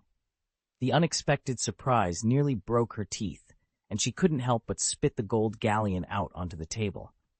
Fleur, sitting at the opposite end, frowned upon witnessing this and said softly, "The Christmas pudding made by my grandmother doesn't contain galleons, but a piece of sugar. This way, you can chew it carefully and then swallow it gracefully, appearing more ladylike." Cyrilla, wiping her mouth casually with the back of her hand, looked at Fleur with a frown and responded, "Wait a minute. Are you implying that I'm not ladylike enough?" Fleur slightly raised her eyebrows, her gaze inadvertently falling on the stains on the back of Cyrilla's hand, and replied lightly, "I'm not pointing fingers at anyone in particular. I just think that spitting things out at the dinner table might be a bit unsightly." Hearing this, Cyrilla stood up immediately. Over the past few days, there had been underlying tensions between the two, and now their frustrations finally erupted into a dispute. Reflecting on their first meeting, Fleur had been quite welcoming towards Cyrilla, even embracing her, a stark contrast to the current tension.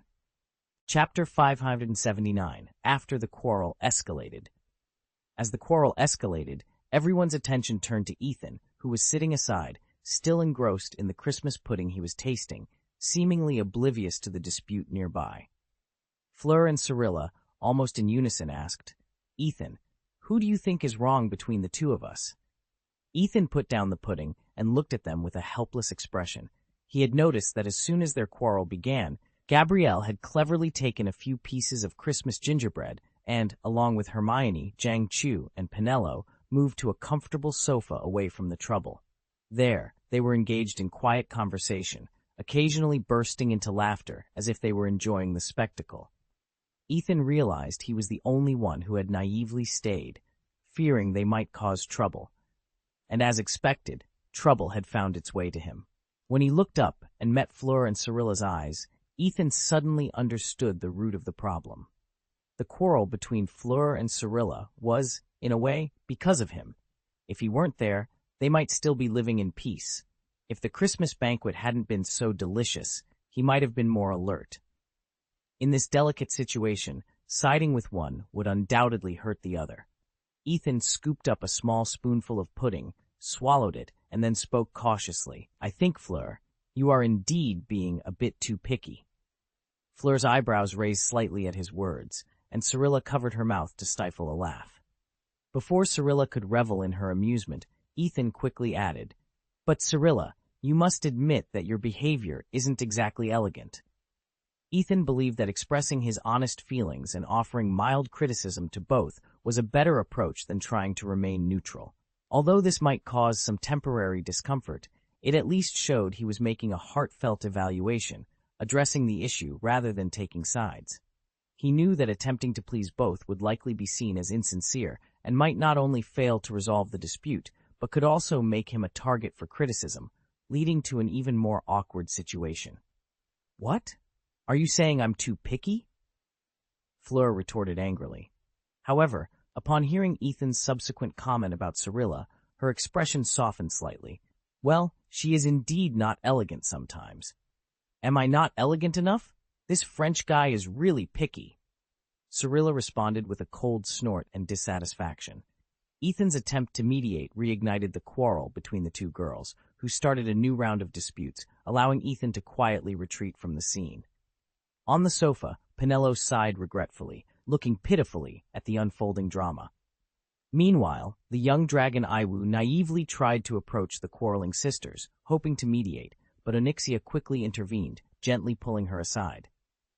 "Leave them alone," Onyxia advised, her tone carrying a hint of disapproval. "It's normal for mates of the same male to quarrel. Honestly, it's strange that the girls around Ethan haven't quarreled until now.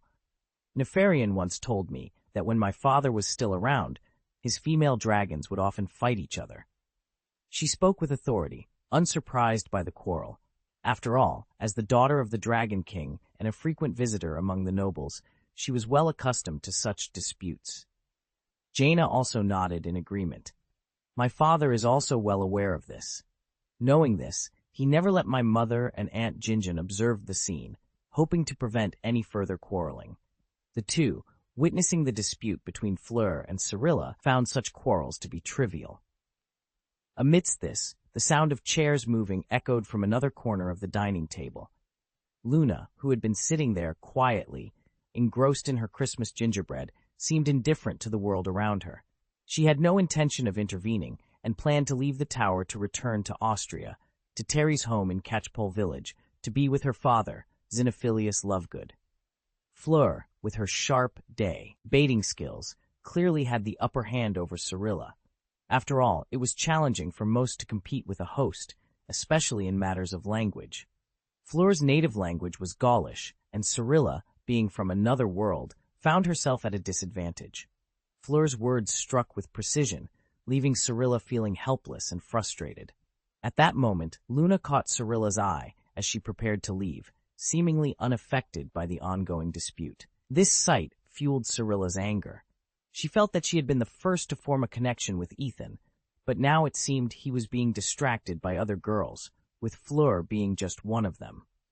Luna, too, seemed to be among these distractions, especially since Cyrilla had seen her leaving Ethan's bedroom that morning. Driven by her dissatisfaction, Cyrilla called out to Luna, who immediately sensed the hostility in her tone. Luna's response, marked by her unique blend of innocence and confusion, only intensified Cyrilla's anger. She confronted Luna, accusing her of not understanding the situation. Fleur, initially opposed to Cyrilla, quickly grasped her intentions. Recalling the rumors about Luna from Hogwarts, Fleur couldn't hide her contempt. She approached with sarcasm, labeling Luna as a crazy girl, a sentiment Cyrilla readily agreed with. This rare moment of consensus between the two girls, who usually kept their distance, highlighted the tension in the air. Luna, however, remained calm, as if the accusations meant nothing to her. Her response to being called a crazy girl was to agree, surprising everyone with her acceptance and lack of offense. Fleur, taken aback, questioned Luna's indifference, to which Luna simply reaffirmed that such names did not bother her. Ethan, observing from the sidelines, was amused by the attempt to provoke Luna. He knew well that Luna's emotions were not easily swayed, even by him. Ethan has always been captivated by Luna's unique personality. Her innate lightness and ethereal nature often remind him of the fictional characters Megumi Kato and Mashiro Shiina. Indeed, it's rare for Ethan to find a way to truly excite Luna without resorting to physical means. Yet, this aspect of her personality only adds to her allure, making her seem mysterious and unpredictable, and all the more fascinating to him. As Luna finished speaking, she turned to leave. Cyrilla watched her go, a flicker of surprise in her eyes. It seemed she had noticed Ethan's reaction, and coming back to her senses, shrugged it off with a comment.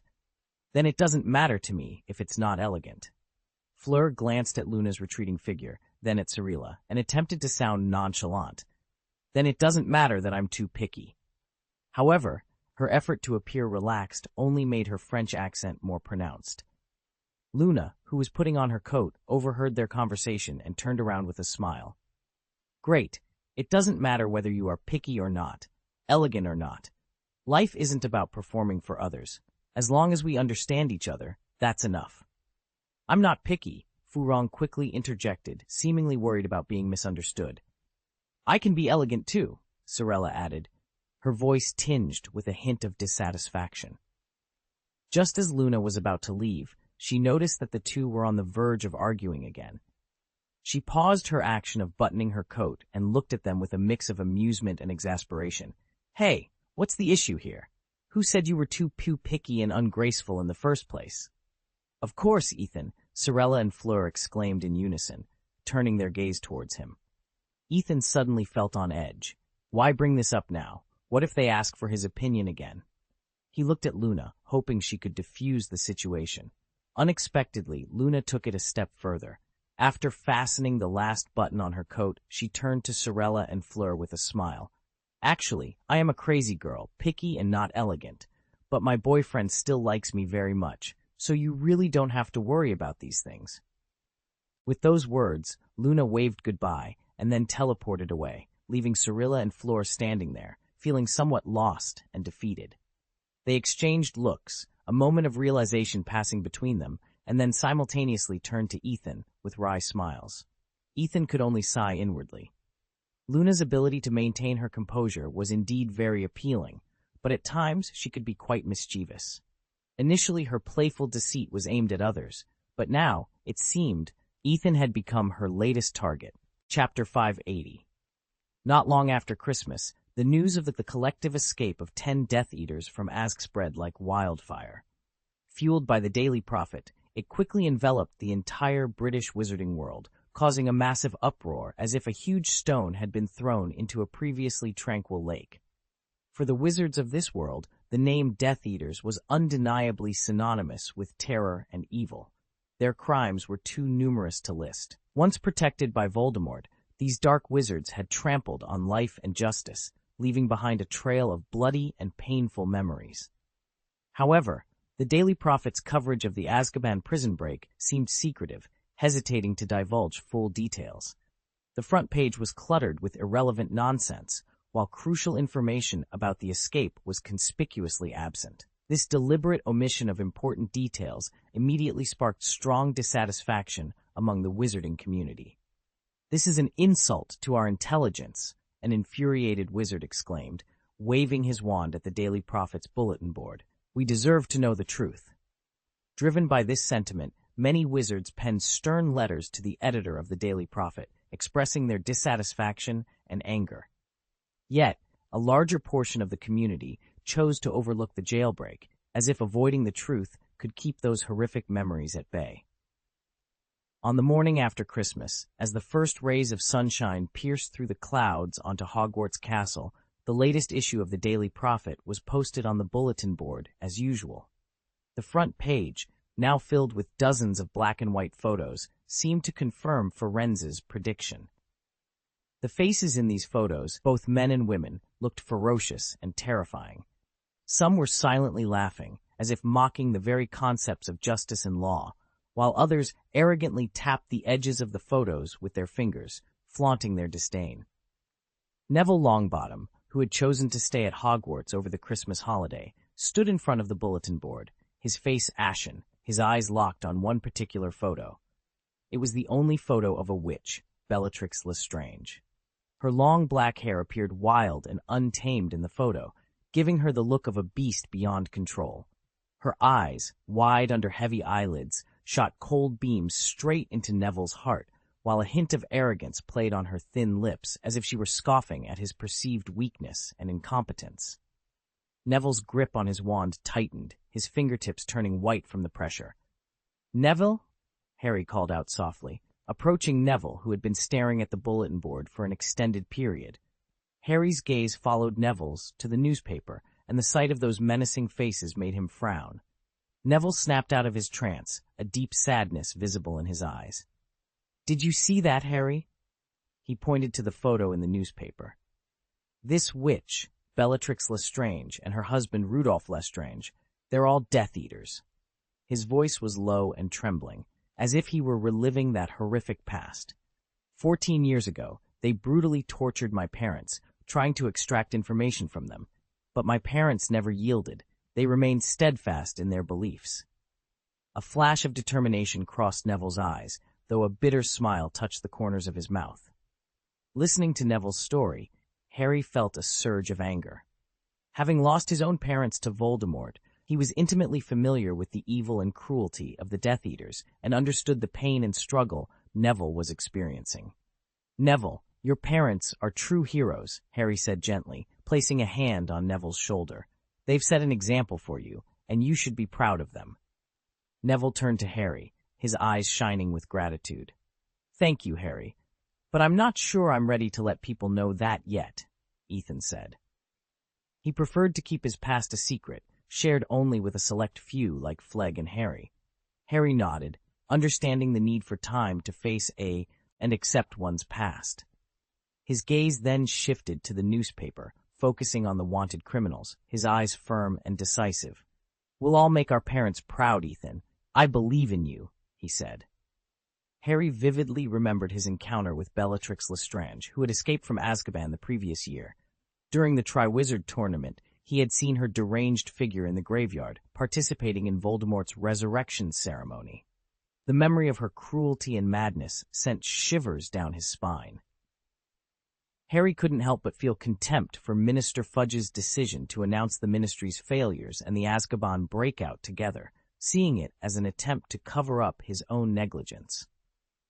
After offering comfort to Ethan, Harry and Ron made their way to the auditorium, their steps hurried yet heavy. Instead of heading to breakfast, Harry was on a mission to find Ethan, haunted by the persistent pain of his scar, a reminder of his connection to the Dark Lord. The pain, which used to be infrequent, had become a constant annoyance, troubling him almost every night. Upon hearing about Harry's frequent discomfort, Ron looked at him with concern, noting the two prominent scars on Harry's pale skin. "So often?" he asked, surprised. Harry nodded, adding, "I also feel emotions unrelated to Voldemort. It's as if he and I are swapping bodies," he said, managing a wry smile at the absurdity of his own words. Ron frowned, finding the situation bizarre. "That's too weird, but if it's true—" He paused, then looked at Harry. "Do you think this has something to do with Professor Snape's occlumency lessons?" Harry thought for a moment before nodding slowly. "Ever since I started learning occlumency from Snape, the pain has increased. I suspect he might be intensifying the connection." Ron's eyes flashed with anger. "That old bat has always had it in for you, Harry.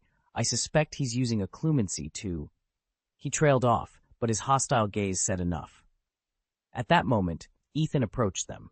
Despite it being the Christmas break, Ethan had decided to return to school and coincidentally ran into them. Noticing their grave expressions, Ethan asked, "What's wrong? You two look like you've just been to a funeral." Harry and Ron exchanged glances before Harry spoke up. "Ethan, I need your help. My scar has been causing me a lot of pain lately, and I keep having dreams about Voldemort." "Perhaps it's not Harry's fault he can't shield his mind," Ron added. Ethan, with a slight smile, responded, "Oh, then whose fault do you think it is? It can't be Time's fault, right?" Ron, speaking in a low voice, hinted, "Maybe Professor Snape is trying to make Harry's mind more open, to make it easier for you-know-who. You get it." Ethan shook his head, aware of Snape's notorious reputation at Hogwarts. "If you don't speak up, you won't be heard," he said, indirectly defending Snape before asking, "Harry, why did Professor Dumbledore—" "Would you like to learn occlumency?" Harry replied without hesitation. "Because Voldemort might try to invade my mind, I must learn to block that connection." "So, when did Headmaster Dumbledore become aware of this connection?" Ethan continued to inquire. Harry was silent for a moment, seemingly recalling the past. "It was after Mr. Weasley was attacked last time," he said, his voice trailing off. A look of realization dawned on Harry's face. It was a perspective he had never considered before, but now everything made sense. "The frequency of pain in my scar was very low in the past because Voldemort hadn't discovered this mental connection. Now the frequency has increased because he has found it," he explained excitedly to the group. Ethan nodded in agreement. "Exactly. This has nothing to do with Professor Snape," he said. "This increase in frequency is entirely Voldemort's doing. Even without learning occlumency, the pain would still occur." He then turned to Ron, his tone becoming more serious. "Headmaster Dumbledore trusts Professor Snape. He is working for the Order of the Phoenix. We LD trust him and stop doubting our allies." "Snape was a Death Eater before," Ron countered stubbornly, "but we've never seen any evidence that he's truly reformed." Ethan gently interrupted Ron. "Just because you haven't seen it doesn't mean it doesn't exist." He locked eyes with Ron, continuing, "Professor Dumbledore has his reasons. He will share every detail he knows when necessary. After all, some information must be kept secret, especially at such a critical time." Even if Ethan was not entirely comfortable with Dumbledore's secretive methods, he couldn't help but admire Dumbledore's influence over Snape and his strategic foresight. Ron frowned, clearly not fully convinced by Ethan's explanation.